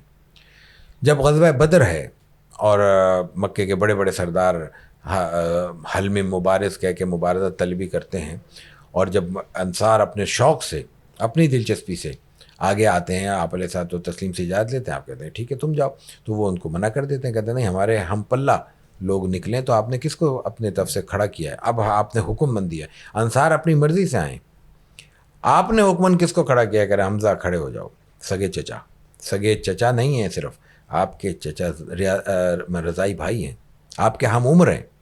تو کیا تعلق ہوگا جو رضائی بھائی بھی ہو، چچا بھی ہو، ہم عمر بھی ہو، اور ایسے کڑے وقت میں وہ اسلام لے آئے ہوں جب ظاہر ہے کہ اب مکہ میں جینا دو بار ہو چکا ہے. اس کو کہہ رہے ہیں کھڑے ہو جاؤ، علی کو کہہ رہے ہیں کھڑے ہو جاؤ. اور تیسرا نام لیا حارث، اپنا حارث بن ابو عبیدہ بن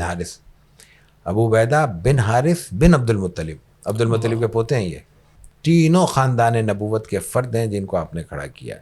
ضمناً بات تھی، لیکن میں یہ ضروری ہے کہ جب قربانی کی بات ہے تو خاندان نبوت آگے ہے، اور جب دینے کی بات ہے تو آپ اپنے صحابہ کو، اپنے ضرورت مندوں کو، خصوصاً اہل صفہ کو آگے کرتے ہیں.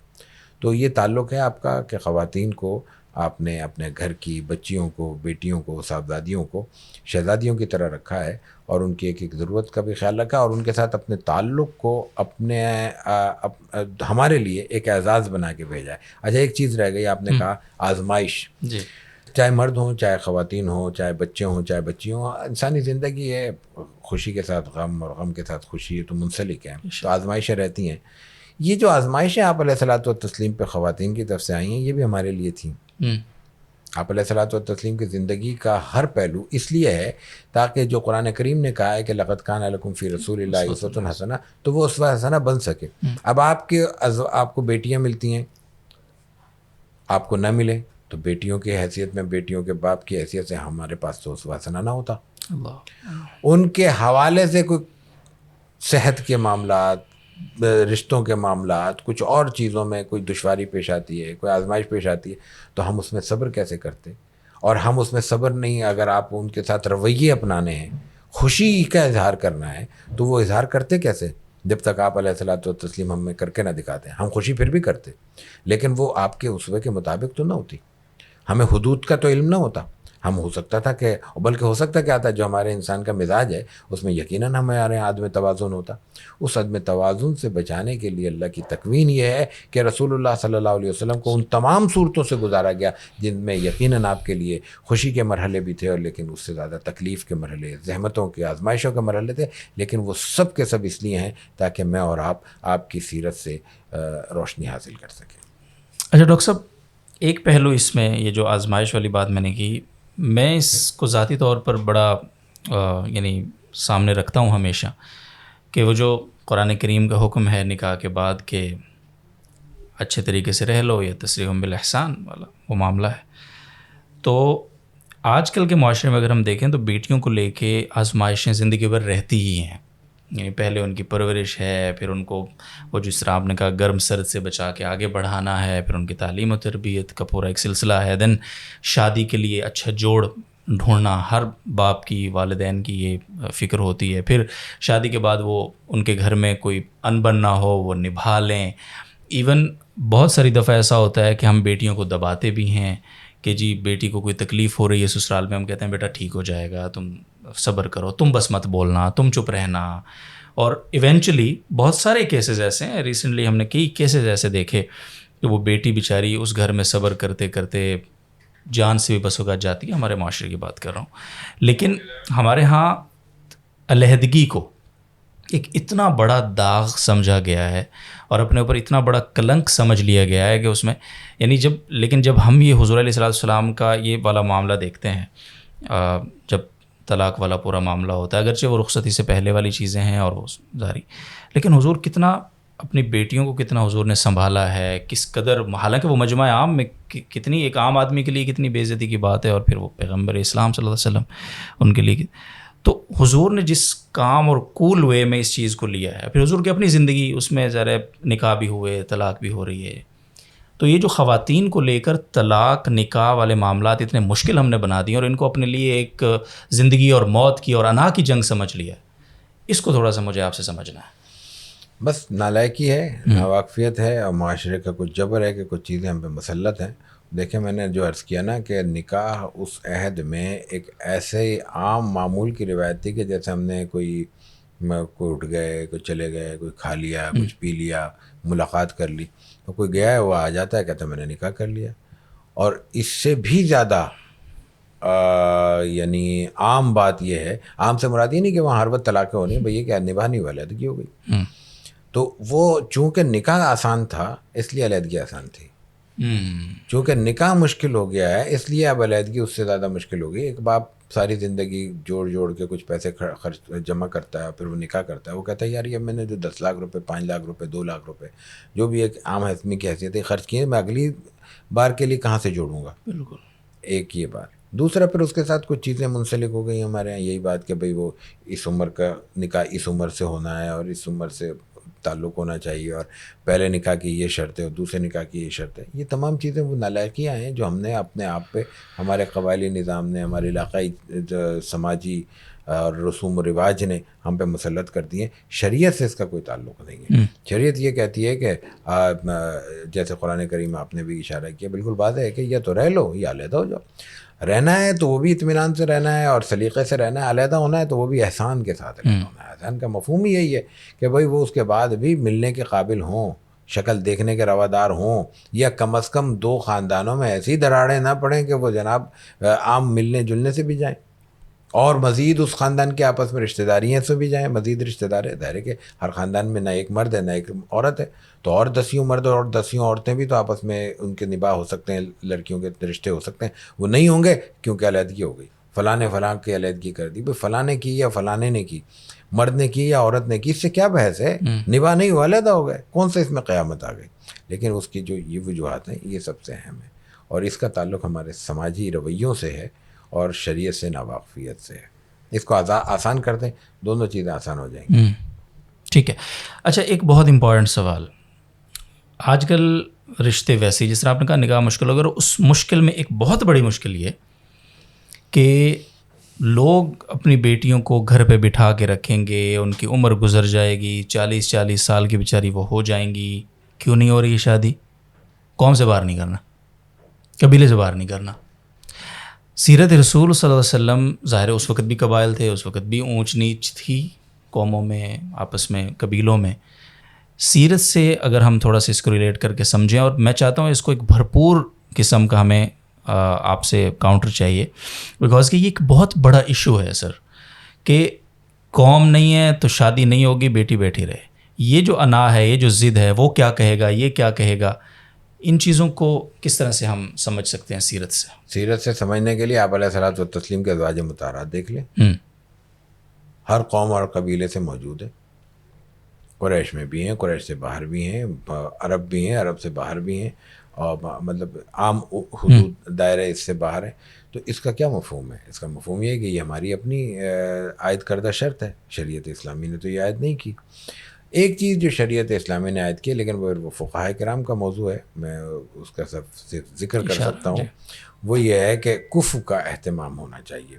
لیکن کفو پہ بھی اگر ولی کو اعتراض نہ ہو تو اس میں بھی اگر وہ چیلنج نہیں کرتا تو نہیں چیلنج کرے گا نکاح ہے. چیلنج کرتا ہے تو وہ پھر دشواری ہوتی ہے. اس میں تھوڑا سا پھر ہمارے یوں سمجھ لیں کہ یہ شریعت اسلامی نے یا آپ علیہ الصلوۃ والتسلیم نے ہمارے قبائلی مزاج کی رعایت رکھی ہے بس. شریعت کو عموماً اس سے دلچسپی نہیں ہے نکاح کون کر رہا ہے, کیسے ہو رہا ہے, لیکن چونکہ بعض جگہوں پہ اس کی وجہ سے کچھ سماجی مسائل پیدا ہوتے ہیں, اس لیے ولی کو اختیار دیا گیا ہے. اور وہ بھی ولی کا معاملہ خود اس بات کی دلیل ہے کہ یہ میاں بیوی کا معاملہ نہیں ہے, قبائل کا معاملہ ہے. ولی کا تعلق تو خاندان سے ہے نا. تو خاندان کی اونچ نیچ عموماً ہمارے ماحول میں بھی جو نوجوان لڑکے لڑکیاں ان سے زیادہ بڑوں کو زیادہ ان چیزوں کا تجربہ ہوتا ہے, وہ بھگتا چکے ہوتے ہیں, انہوں نے کم از کم مشاہدے میں کچھ چیزیں دیکھی ہوتی ہیں. تو اس کی وجہ سے ان کو یہ اختیار دیا گیا کہ بھائی نبھانا تو انہوں نے, بڑے ہیں یہ, خاندان کے بڑے کی حیثیت سے سارے مسائل انہی کی طرف آئیں گے, تو اس لیے ان کی بھی رعایت رکھ دی جائے. ٹھیک ہے, یہ ایک استثنائی کیفیت ہے, اور وہ بھی محدود ترین کچھ شرائط کے ساتھ. اس میں یہ نہیں ہے کہ وہ نہ خاندان سے باہر نہیں ہو سکتے. خاندان کا کفو کا تعلق خاندان سے نہیں ہے. کفو کا تعلق معاشرتی سماجی برابری سے ہے. اچھا, اس میں عدم برابری کی صورت میں بہت سی جگہ مسائل بھی ہوتے ہیں, اور وہ مسائل محض مالی نہیں ہوتے, وہ ذہنی سطح کا نہ ملنا, یہ بھی ایک بڑا مسئلہ ہو سکتا ہے. ہمارے یہاں جو بے نکاحی بچیوں کا معاملہ ہے, اس کی ایک وجہ یہ بھی ہے کہ وہ بچیاں پڑھ گئی ہیں, بچے نالائق ہیں, وہ پڑھ ہی نہیں رہے. تو اب ان کو اگر ساتھ رکھ دیا جائے تو وہ تو ویسے بھی نہیں نبھا پائیں گے. دونوں کی جو ذہنی سطح ہے وہ ایک سطح پہ آ ہی نہیں سکتی. تو ان چیزوں کو مینیج کرنا ہے. اب اس کی مینیج کرنے کی کیا شکلیں, اس میں ایک تو یہی ہے کہ تعلیمی سطح کو بہتر کیا جائے. دوسرا, ہماری جو سب سے بڑی کمزوری ہے, جو عہد نبوی کی کمزوری نہیں ہے یا میری اور آپ کی کمزوری ہے, وہ یہ ہے کہ ہم خواتین کی تعلیم کا اہتمام تو کر رہے ہیں خواہ نہ خواہ, جتنا بھی جس قدر بھی ممکن ہو, لیکن اس تعلیم میں ان کی ضرورتوں کا خیال نہیں رکھ رہے. ابھی ہماری بات ہو رہی تھی بعض مسلم ممالک کے حوالے سے, کل پرسوں ہی کی بات ہے اسلام آباد میں, تو وہاں پہ بلکہ اس پہ کچھ کام بھی ارادہ ہے, کچھ دوست احباب کا کہ اس پہ کام کیا جائے کہ وہاں بعض مسلم ممالک میں ان بچیوں کی تربیت کا الگ سے اہتمام ہے جو خواتین, جو بچیاں بھی نکاح سے پہلے کے مرحلے میں ہیں. تو ان کے جسمانی مسائل, ان کی صحت کے مسائل, ان کی فکری مسائل, اور پھر ان کے عائلی مسائل جو مستقبل میں پیش آنے والے ہیں, ان مسائل کے لیے ان کو آمادہ کیا جائے اور ذہنی طور پہ تیار کیا جائے. ہمارے ہاں کسی زمانے میں ہوم اکنامکس پڑھائی جاتی تھی, کہاں گئی آج؟ اب ہمارے ہاں تعلیم کا حال جو ہے وہ تو اپنی جگہ, لیکن تعلیم کے مزاج کا حال یہ ہے کہ خواتین کو آٹو موبائل کی ٹریننگ دی جا رہی ہے. مجھے بتائیں پاکستان کے معاشرے میں کتنی خواتین ہیں جو گاڑی کے نیچے لیٹ کے انجن صحیح کریں گی؟ برباد کر دیا نا قوم کا پیسہ. ہم سمجھتے ہیں ہم نے فیس دی ہے. آپ کسی یونیورسٹی کے ایک سیمسٹر کی مہنگی سے مہنگی فیس دے کر بھی یہ نہ تصور کریں کہ ہم نے یہ بچوں کو اپنے پیسوں سے پڑھایا ہے. حکومت کا اس پہ جو خرچ ہو رہا ہے, ریاست کا جو اس پہ خرچ ہو رہا ہے, جو مجموعی طور پر قوم کے ہی پیسے ہیں نا, ہمارے ہی ٹیکسوں کے پیسے ہیں, وہ اس سے کئی گنا زیادہ ہوتا ہے. تو یہ در حقیقت صلاحیت، وسائل، وقت یہ ہم مجموعی طور پر ریاست کے اور قوم کے خرچ کر رہے ہیں، چاہے وہ میری بچی پہ ہو، میرے بچے پہ ہو، آپ کی بچی ہو، آپ کے بچے پر ہو، تو اس کو اس طرح خرچ کرنا چاہیے جہاں وہ استعمال ہو سکے، جو یوٹیلائزیشن ہو۔ تعلیم ایک محض انسان کے لیے، جیسا کہ یہ بھی غلط تصور ہے کہ وہ صرف استعمال کرنے کی چیز ہے یا کمانے کی چیز ہے، یہ جیسے غلط ہے ویسے یہ بھی غلط ہے نا کہ جو پروفیشنل ایجوکیشن ہے وہ صرف انسان کی گروتھ میں، مینٹل گروتھ کے لیے نہیں۔ جب آپ اس کو ٹیکنیشین بنا رہے ہیں تو اس میں مینٹل گروتھ کا کیا سوال ہے؟ تو اس کو پھر استعمال کریں، یا تو خرچ نہ کریں، یا خرچ کریں تو پھر اس کو پابند کریں کہ وہ استعمال ہو۔ 80% سے زائد ہماری خواتین، ہماری لڑکیاں، بچیاں میڈیکل ایجوکیشن کے بعد گھر بیٹھ رہی ہیں، تو بھائی کیوں پڑھا رہے ہو ان کو؟ میڈیکل ایجوکیشن دنیا بھر کی مہنگی ترین تعلیم ہے، وہ کیوں پڑھائی جا رہی ہے؟ یہ میری اور آپ کی یا ہمارے نظام کی بے وقوفیاں ہیں، اس کا اسلام سے تو کوئی تعلق نہیں ہے۔ ٹھیک ہے، تعلیم کے حوالے سے میں سوال لے کر آتا ہوں، لیکن یہ جو ہم نے شروع کیا جہاں سے اس گفتگو کو، پسند قوم قبیلہ، وہ جو ایک ہمارے بیریئرز ہیں، حضرت زید بن حارث کا واقعہ ہمارے سامنے ہے۔ حضور نے خاتون کی پسند کا کس قدر دو ٹوک خیال رکھا، اور حضرت زید سے حضور کا کیا تعلق ہے یہ ہم سب جانتے ہیں، یعنی قرآن میں ان کا ذکر آنا اور یہ آل دیٹ۔ اس کے باوجود آپ علیہ السلام نے خاتون کو پوچھے، حالانکہ خاتون نے بھی آ کے یہی پوچھا کہ مشورہ ہے یا حکم ہے۔ ایک تو اس میں یہ پہلو کہ بس اوقات خواتین جو ہوتی ہیں وہ اپنی پسند ناپسند صرف اس وجہ سے چھپا رہی ہوتی ہیں کہ وہ برا لگے گا نا، بڑوں کو برا لگے گا، وہ پوچھ بھی رہے ہوں تو بھی چھپا لیتی ہیں، اور بعد میں پھر ساری زندگی وہ ایک معاملات، آپ کو پتہ ہے آج کل ہمارا ایکسٹرا میریٹل افیئرز اور وہ جو ایک معاشرتی برائیاں ہیں جتنی بھی، وہ اس سے پیدا ہو رہی ہوتی ہیں۔ دوسرا یہ کہ اس سے جو سرپرست ہیں ان کو کیا درس ملتا ہے کہ وہ اپنی بچی کی پسند کو عیب نہ بنائیں، اس کو سنیں، سمجھیں، اور کوشش کریں کہ اگر اور کوئی برائی نہیں ہے تو کنسیڈر کریں اس کو، پلیز۔ ہاں نہیں، یہ بات تو صحیح ہے، اس میں تو کوئی میرا خیال ہے کوئی نہ شرعی طور پہ کسی کا کوئی اس کے برعکس کوئی حکم موجود ہے، نہ کہیں اسلام نے اس کے حوالے سے کوئی بات کی ہے، یہ بھی وہی رویوں کی بات ہے، تو ہمیں اس کو خیال رکھنا ہے، بس اتنی سی مختصر سی بات ہے۔ لیکن جو اصل بات ہے نا اس میں، وہ آپ علیہ الصلوۃ والتسلیم کا خواتین کے ساتھ اس معاملے میں ان کی مشاورت ہے۔ ایک ہے کسی کا ماں باپ کا پوچھنا اور ماں باپ سے بچی کا ذکر کرنا، وہ تو الگ بات ہو گئی نا، وہ تو اس کی تو اجازت شریعت نے دی ہے اور اس کی مثالیں بھی ہیں، لیکن وہاں خواتین اپنے شادی کے معاملات رسول اللہ صلی اللہ علیہ وسلم کے سامنے رکھتی ہیں۔ اب وہ جو معاملات رکھتی ہیں ان میں ظاہر ہے کہ ایک فریق خاتون ہے، ایک فریق مرد ہے۔ فریق خاتون جو ہے وہ آپ کی صحابیہ ہیں، تو فریق جو مرد ہے وہ بھی آپ کے صحابی ہیں۔ آپ علیہ الصلوۃ والتسلیم مرد ہیں، آپ اس حیثیت میں مردوں کو چھوڑ کر اپنی خاتون صحابیہ کو فیور دیتے ہیں، لیکن یہ اس لیے نہیں فیور دیتے کہ اور مردوں کو نظر انداز کر دیا، نہیں، مسئلہ یہ ہے کہ اس میں خواتین کو فیور دینا اس لیے ضروری ہے کہ اس کے نتیجے میں اگر وہ فیور نہ دیا جائے اور وہ غلطی ہو جائے تو خاتون کے لیے زندگی گزارنا زیادہ مشکل ہے مرد کی بنسبت، جی ہاں، جو کہ اس کے اختیارات اس معاملے میں ذرا کم ہے، مرد کے زیادہ ہیں، اس کی الگ وجوہات ہیں، وہ الگ دنیا ہے۔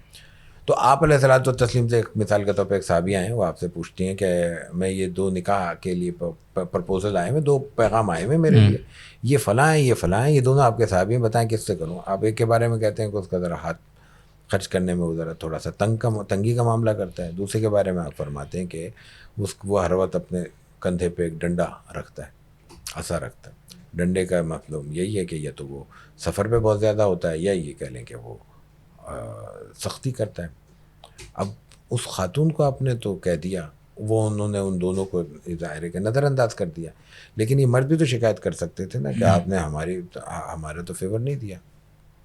آپ نے ظاہر ہے کہ وہ ان مردوں کے سامنے وہ بات نہیں آئی، وہ تو خاتون نے آپ کی دنیا سے رخصت ہونے کے بعد بیان کی ہوگی، لیکن معاملہ یہ تھا کہ وہ مرد کہیں بھی نکاح کر سکتے تھے، بالکل، لیکن اگر یہ خاتون اس مرد کے ساتھ نکاح کر لیتی اور وہ سختی نہ جھیل سکتی تو پھر بھی تو معاملہ مقدمہ آپ کے پاس ہی آتا، اور پھر کیا ہوتا؟ ظاہر ہے کہ علیحدگی ہوتی۔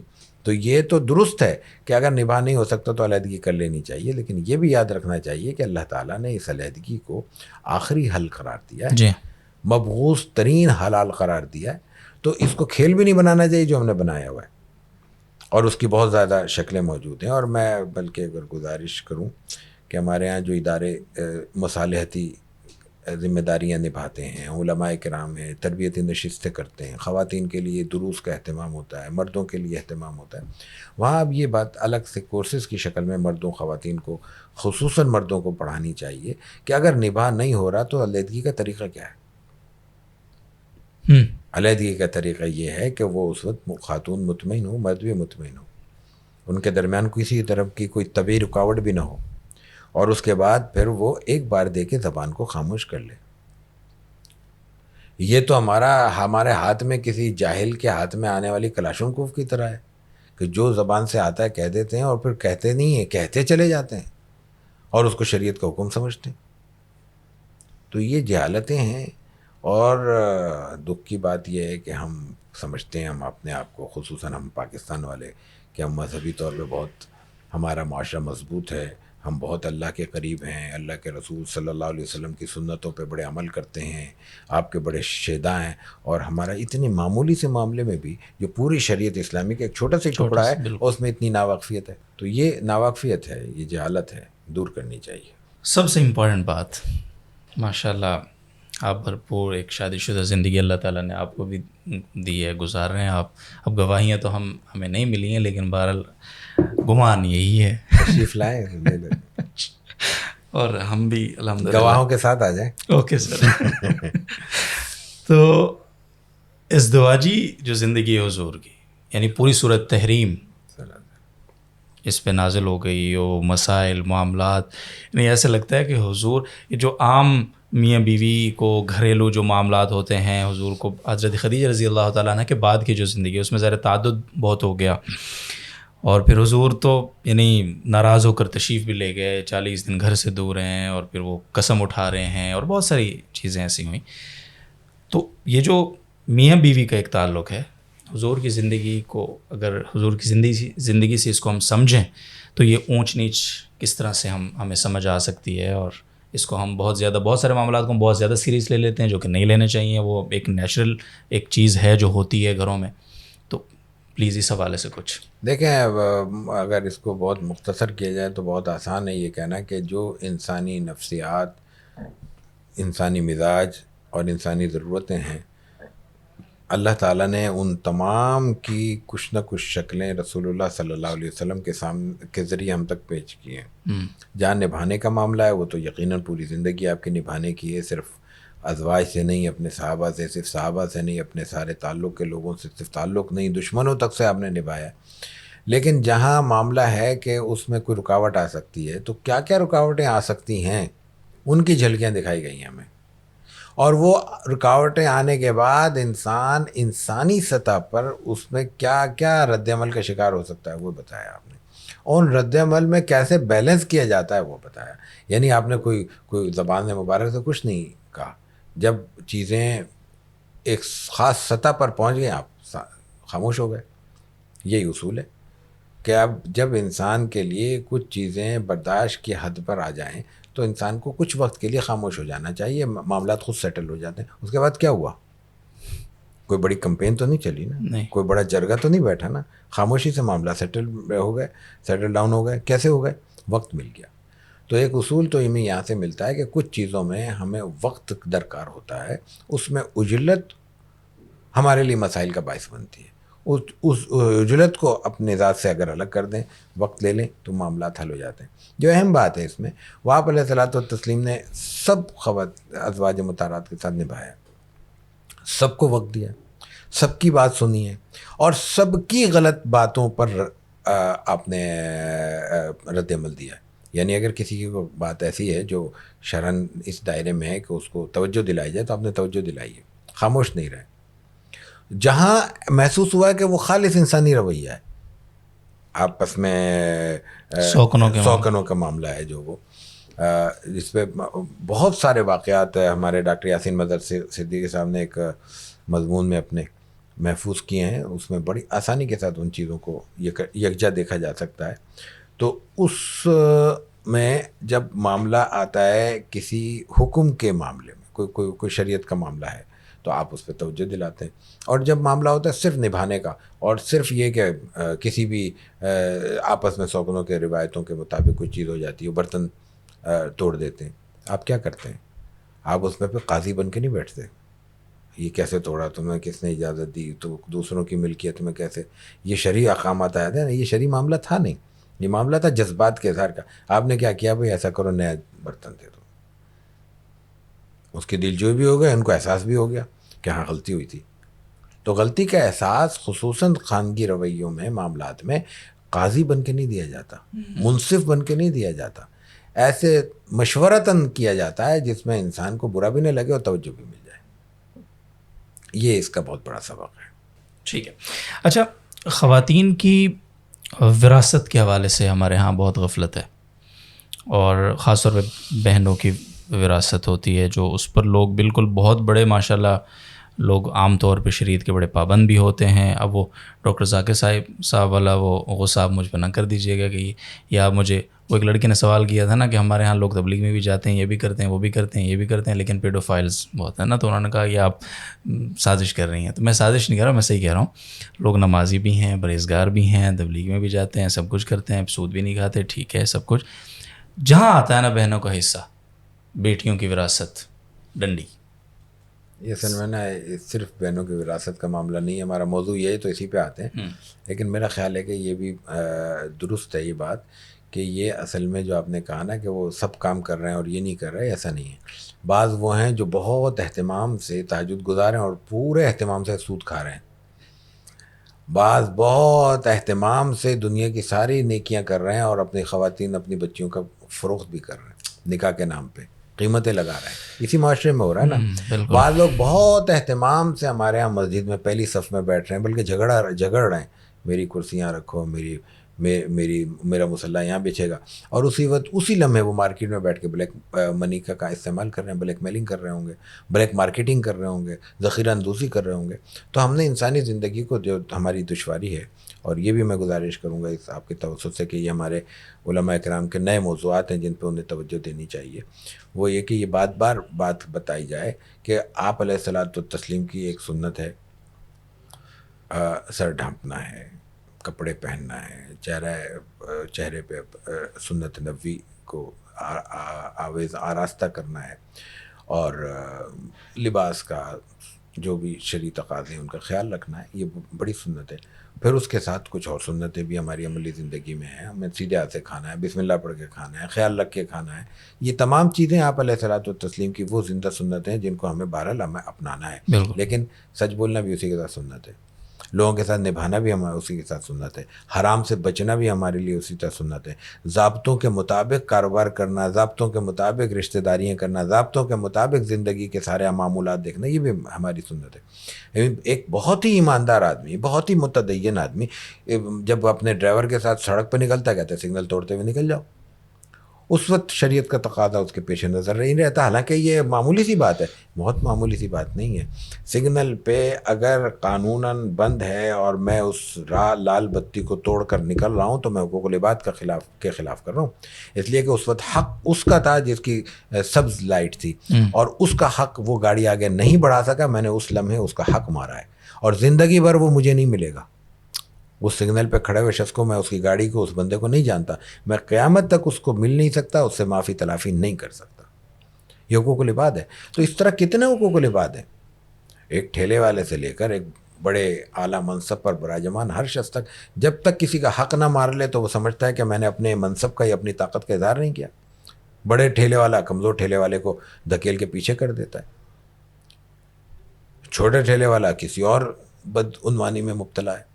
کوئی اور بڑا طاقتور کوئی شخص ہے, وہ جناب اس ٹھیلے والے سے مفت میں پھل اٹھا رہا ہے, کچھ اور کام کر رہا ہے, اسے ماہانہ کچھ وصول کر رہا ہے, روزانہ کچھ وصول کر رہا ہے. یہ سب وہ نالائقی ہیں جو ہمارے ساتھ دینداری کے ساتھ وابستہ ہیں. ہمارا سرمایہ دار کا تو مزاج یہ بن گیا ہے کہ وہ جناب علی رمضان المبارک میں اپنے امپلائیز کو 1 روپیہ دینے کا روادار نہیں, بلکہ بعض اوقات تنخواہیں روک لے گا, ڈیلے کر دے گا, اور اسی لمحے وہ مسجد نبوی میں دسترخوان بچھا رہا ہوگا. تو بھائی مسجد نبوی میں کس کو کھلا رہے ہو؟ اللہ کی مخلوق کو. کس لیے کھلا رہے ہو؟ اللہ کو راضی کرنے کے لیے. تو اللہ کو راضی کرنے کے لیے یہ اللہ نے جو تمہارے ہاتھ میں مخلوق دی ہے, اس کا حق پہلے ہے. تمہارے پاس 500 روپے فالتو ہیں، وہ ان 500 روپے مت دیکھو، وہ ان کو تقسیم کر دو، وہ پڑیں گے شاید 1 روپیہ ایک کو پڑے گا، لیکن اللہ کے پاس یہ جائے گا کہ تمہارے پاس جتنی بھی رقم تھی وہ تم نے اپنے ان ماتحتوں کو دے دیے جس کو اللہ تعالیٰ نے تمہارے ہاتھوں کے نیچے رکھا تھا. تو جتنی یہ نالائقیاں ہیں، ان نالائقیوں میں سے ایک نالائقی ہے وراثت کی تقسیم. تو جیسے اس معاملے میں ہمارے نام نہاد مذہبی لوگ پیچھے ہیں، ایسے ہی ہم اس میں بھی پیچھے ہیں. آپ علیہ الصلوۃ والتسلیم، خاص خواتین کا معاملہ تو الگ ہے، اپنی جگہ ہے. آپ کے پاس ایک صحابی آئے ہیں اور وراثت کا معاملہ نہیں ہے. وہ وراثت کا ایک غلط فہمی یہ بھی ہے کہ وراثت کا تعلق زندگی سے نہیں. انسان جب تک موجود ہے تو وہ مورث نہیں بنتا.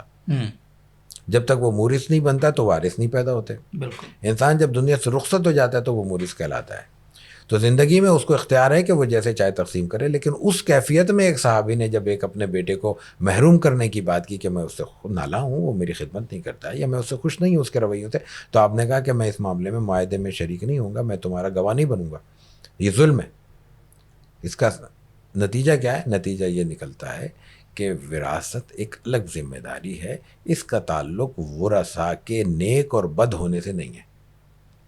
اس کا تعلق ورثاء کے ساتھ مورث کے تعلق اور روابط سے نہیں ہے.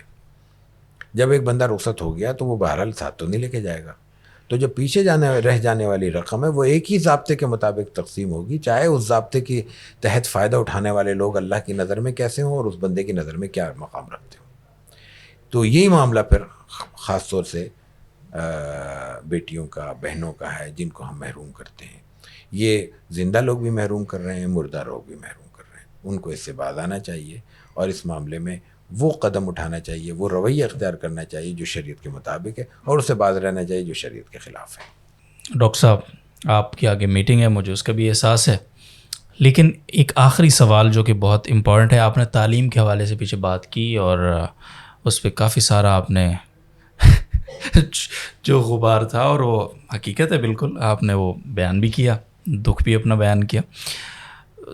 ایک آج کے معاشرے میں اگر ہم سیرت سے ریلیٹ کر کے خواتین کی تعلیم کے حوالے سے کچھ ہدایات موٹی موٹی جو آپ کو لگتا ہے کہ ہر ایک کے لیے رہنما ہو سکتی ہیں، کس ڈائریکشن میں اپنی بیٹیوں کی، اپنی بچیوں کی تعلیم کو ہمیں دیکھنا چاہیے، لے کر چلنا چاہیے؟ ایک طرف بہت بڑے مہنگے اسکولز ہیں، ایک طرف بالکل ہی ہمارے ہاں مکاتب کا نظام ہے.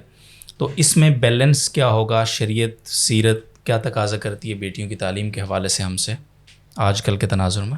جب رسول اللہ صلی اللہ علیہ وسلم نے یہ فرمایا کہ اولاد کی تربیت باپ کی ذمہ داری ہے، تو اس میں تعلیم سب سے پہلے ہے.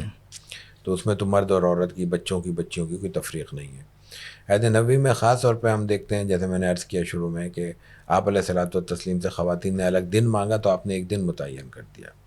پھر آگے دیکھیں کہ خود اس عہد صحابہ میں، عہد تابعین میں، خواتین اللہ کے رسول صلی اللہ علیہ وسلم کے عطا کردہ، آپ کے توسط سے حاصل کردہ دین کی تعلیم دے رہی ہیں.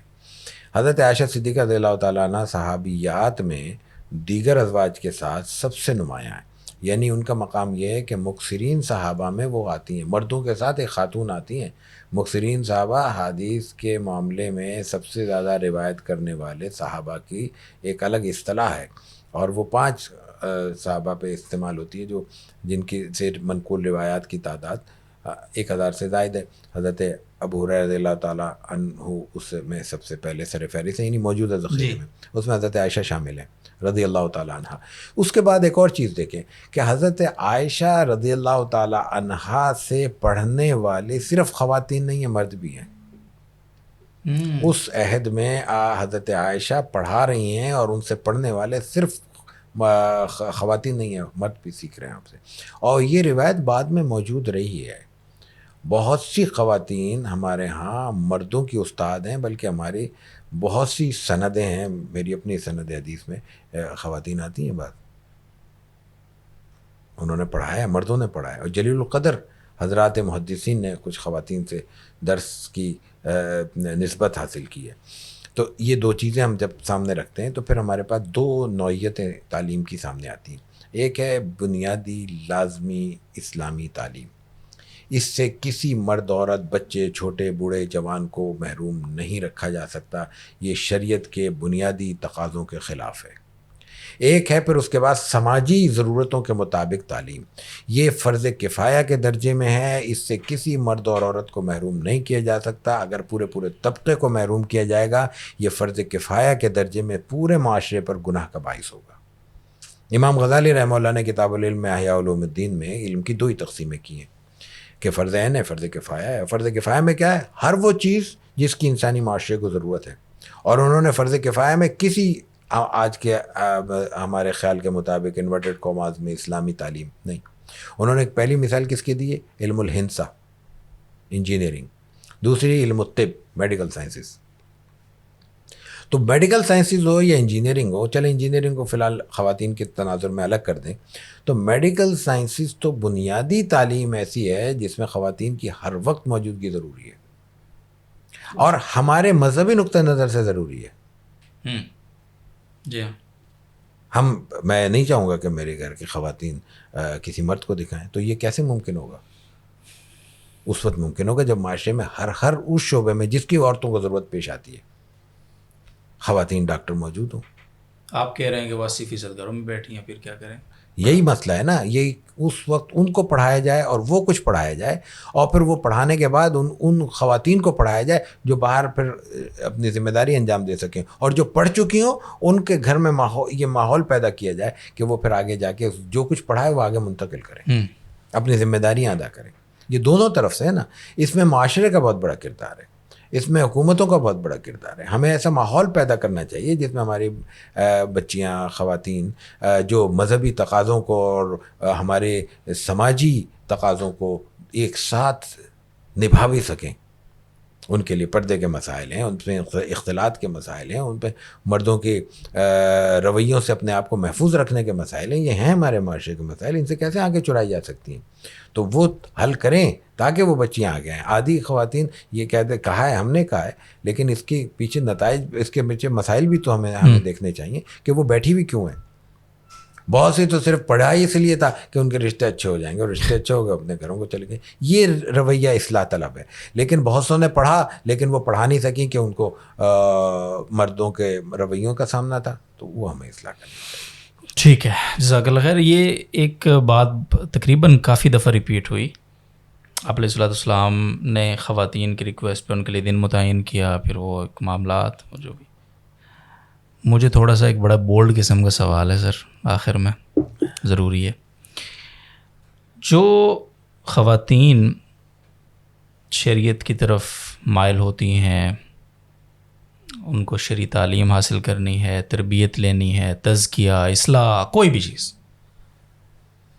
اب وہ دین کے نام پہ جو ایک ہمارا اصلاح و تزکیے کا ایک سلسلہ ہے, اس میں جو احتیاطیں ہیں وہ کون سی ہیں, اور جو بے احتیاطیاں ہیں وہ تو میں آپ کو اگر گنواؤں گا تو میرے خیال ہے گھنٹہ اور چاہیے. ہم بہت سارے ایسے معاملات ہیں کہ وہ جی خواتین کو براہ راست بیعت کرنا, پھر ان سے ایک تزکیہ, ان کی مجالس لگتی ہیں, اور پھر وہ پیر صاحب سے اعتقاد کی ایک حد ہی کوئی نہیں ہے, اور پھر وہ بس آپ سمجھ رہے ہیں میں کیا کہہ رہا ہوں. خیر, تو اس کے یہ پہ تزکیہ تو نہیں ہوتا, یہ پتہ نہیں کیا ہوتا ہے, آئی ڈونٹ نو. تھوڑا سا حدود, یعنی ایک پیر کے لیے, ایک مصلح کے لیے, رہنما کے لیے خواتین کے حوالے سے, اور یہ جو خواتین ہیں ان کو بھی یہ بتانا ضروری ہے کہ اصلاح کرائیں, بہت اچھی بات ہے, رہنمائی بھی لیں, بہت اچھی بات ہے, لیکن یہ ادھر رک جائیں, ادھر یہاں حد ہے. دیکھیں, آپ علیہ الصلوۃ والتسلیم نے خواتین کو بالمشافہ ایک لمحے کے لیے بھی بیعت نہیں کیا. بس سادہ بات ہے. ہمارے بزرگوں کے ہاں بہت تیزی کے ساتھ, میں 1400 سال اگر بیچ میں سے اسکپ کر دوں, میں نے جو دیکھا اور جو سنا وہ ہے کہ کسی بزرگ نے کسی خاتون کو بغیر کسی مرد کے کبھی علیحدہ میں ملاقات کی اجازت نہیں دی. ہمارے گھر میں ہمارے دادا بیعت کرتے تھے پردے کے پیچھے, اور ان کے محرم کو ساتھ بٹھا کر. یہ میں نے آنکھوں سے دیکھا, حالانکہ میں بہت چھوٹا تھا. مجھے آپ جب ذکر کر رہے ہیں میں دادا مرحوم کا, مجھے ایک بالکل عکس میرے سامنے ہے کہ ایک کمرے میں چارپائی کھڑی کی گئی ہے, اس کے اوپر پردہ ڈالا گیا ہے, ان کے شوہر ادھر بیٹھے ہیں دادا جان کے ساتھ, میں بہت چھوٹا ہوں, ان کے ساتھ بیٹھا ہوں. دادا جان نے ان کو شوہر کو کہا ہے کہ ان کو اہلیہ کو کہیں کہ میں جو کلمات بیعت دہراؤں گا بولوں گا زبان سے, وہ آہستگی سے دہرائیں. کچھ پوچھنا ہے آپ ان سے پوچھ لیں, وہ مجھے آ کے بتائیں. میں آپ کو جواب دوں گا, وہ آپ اہلیہ کو بتائیں. پھر ذکر کا طریقہ میں نے آپ کو بتایا ہوا ہے, وہ آپ تلقین کریں. یہ میری آنکھوں میں, حالانکہ یہ حیرت کی بات ہوگی میں 3-4 سال کی عمر میں یہ کیا یاد رکھ رہا ہوں, لیکن میرے دماغ میں چپکا ہوا ہے. کسی کو یقین آتا ہے نہیں آتا نہ آئے, میرے ذہن میں وہ لفظ یاد ہیں, چپکے ہوئے ہیں. یہ 3-4 سوال دادا جان نے کیے اور وہ بہت آہستگی سے آواز سے دہرا رہی. اور دادا جان اپنا خطبہ مسنون پڑھا ہے, کلمات بیت جو ہیں منقول ہیں وہ دہرائیں اور خاموشی سے اٹھ کے آ گئے. کوئی رابطہ نہیں ہے. گھر پہ مجھے اچھی طرح معلوم ہے, اور وہ اس طرح بھی ہے کہ کچھ شاید ذہن میں ہو بات, لیکن ظاہر بہنیں دادی ہماری کافی عرصے تک حیات رہیں, والدہ حیات رہیں. میں نے ان سے پوچھا, ان سے سنا یہ بات 1 سے زائد بار, مطلب 1 سے زائد بار نہیں, سینکڑوں بار سنا ہوگا, 10 بار نہیں, کہ کوئی خاتون آئی ہے, دادا جان نے اوپر بھیج دیا. مرد کے ساتھ آئی ہیں, شوہر موجود ہیں, بھائی موجود ہے, مرد اور شوہر اور بھائی کے ہوتے ہوئے دادا جان نے اوپر بھیج دیا کہ نہیں میری اہلیہ سے مل رہے ہیں, وہ مجھے بتائیں گے, میں ان کو جواب دے دوں گا, آپ نے جو بات کرنی ہے ان سے کریں. اور یہ ان کو نہیں کہا خاتون کو, مرد کو کہا ہے کہ ان کو اوپر بھیج دیں, اور ان کو سمجھا کے بھیجیں کہ جو بات کہنی بلا تکلف ان کو کہہ دیں. ہمارے گھر کی خواتین سب چیزوں کا راز رکھتی ہیں, ظاہر ہے کہ وہ ان کی ذمہ داری ہے. تو اس کے بعد پھر کس چیز کی گنجائش بچتی ہے؟ رہا آپ نے کہ خواتین, دیکھیں خواتین ہو یا مرد, ہم عقیدت میں غلو کرتے ہیں, اور یہی غلو عقیدے کی خرابی کا باعث بنتا ہے. عقیدت ہمیشہ ہمارے لیے مفید ہوتی ہے جب وہ غلو میں نہ آئے, اور عقیدت ہمیشہ عقیدت کی اجازت ہے جب تک وہ عقیدہ نہ بنے. عقیدت کو عقیدت رہنے دیں, عقیدہ نہ بنائیں. عقیدت کی آخری حد تک جانے میں کوئی قباحت نہیں ہے, اللہ تعالیٰ مدد کرتا ہے. لیکن جہاں عقیدت شروع ہوئی, مبالغہ شروع ہوا اور عقیدہ متاثر ہونے لگا, پھر یہ تو عمل تو اس سے پہلے متاثر ہوگا, عمل تو بہت پہلے متاثر ہوگا. وہ ہمارا تو عقیدہ اس میں خراب ہو رہا ہے, عقیدت کے غلو میں. یاد رکھ لیں, ہم جب عقیدت میں غلو کرتے ہیں تو براہ راست رسول اللہ صلی اللہ علیہ وسلم کے مقام نبوت کو متاثر کرتے ہیں اپنے عقیدے کے لحاظ سے. واحد ذات اہل سنت کے عقیدے کے مطابق جس کو عصمت کا درجہ حاصل ہے, آخری ذات, واحد تو نہیں, انبیاء کرام سب ہیں, وہ آپ علیہ الصلوۃ والتسلیم ہیں. آپ علیہ الصلوۃ والتسلیم صرف خاتم النبیین نہیں ہیں, اہل سنت کے عقیدے کے مطابق خاتم المعصومین ہیں. سبحان اللہ. اس کے بعد میں اور آپ کچھ نہیں, کچھ بھی نہیں ہیں, ہماری کوئی حیثیت نہیں ہے. ہم میں سے بڑا شخص اس لیے ہمارے لیے قابل قدر ہے کہ اس کو رسول اللہ صلی اللہ علیہ وسلم سے نسبت حاصل ہے, اور اتنا ہی قابل قدر ہے جتنی اس کی نسبت مضبوط ہے. باقی سب چیزیں فارغ, بالکل قابل اعتنا ہی نہیں ہے. سر جزاکم اللہ ڈاکٹر صاحب, بہت شکریہ. اور یہ آخری گفتگو خاص طور پہ ہمارے لیے بہت اہمیت کی حامل ہے کہ عقیدت کا غلو عقیدے کو لے جاتا ہے, اور جب عقیدہ چلا جاتا ہے تو پھر باقی ساری چیزیں تو پھر ان کا سوال ہی کیا ہے.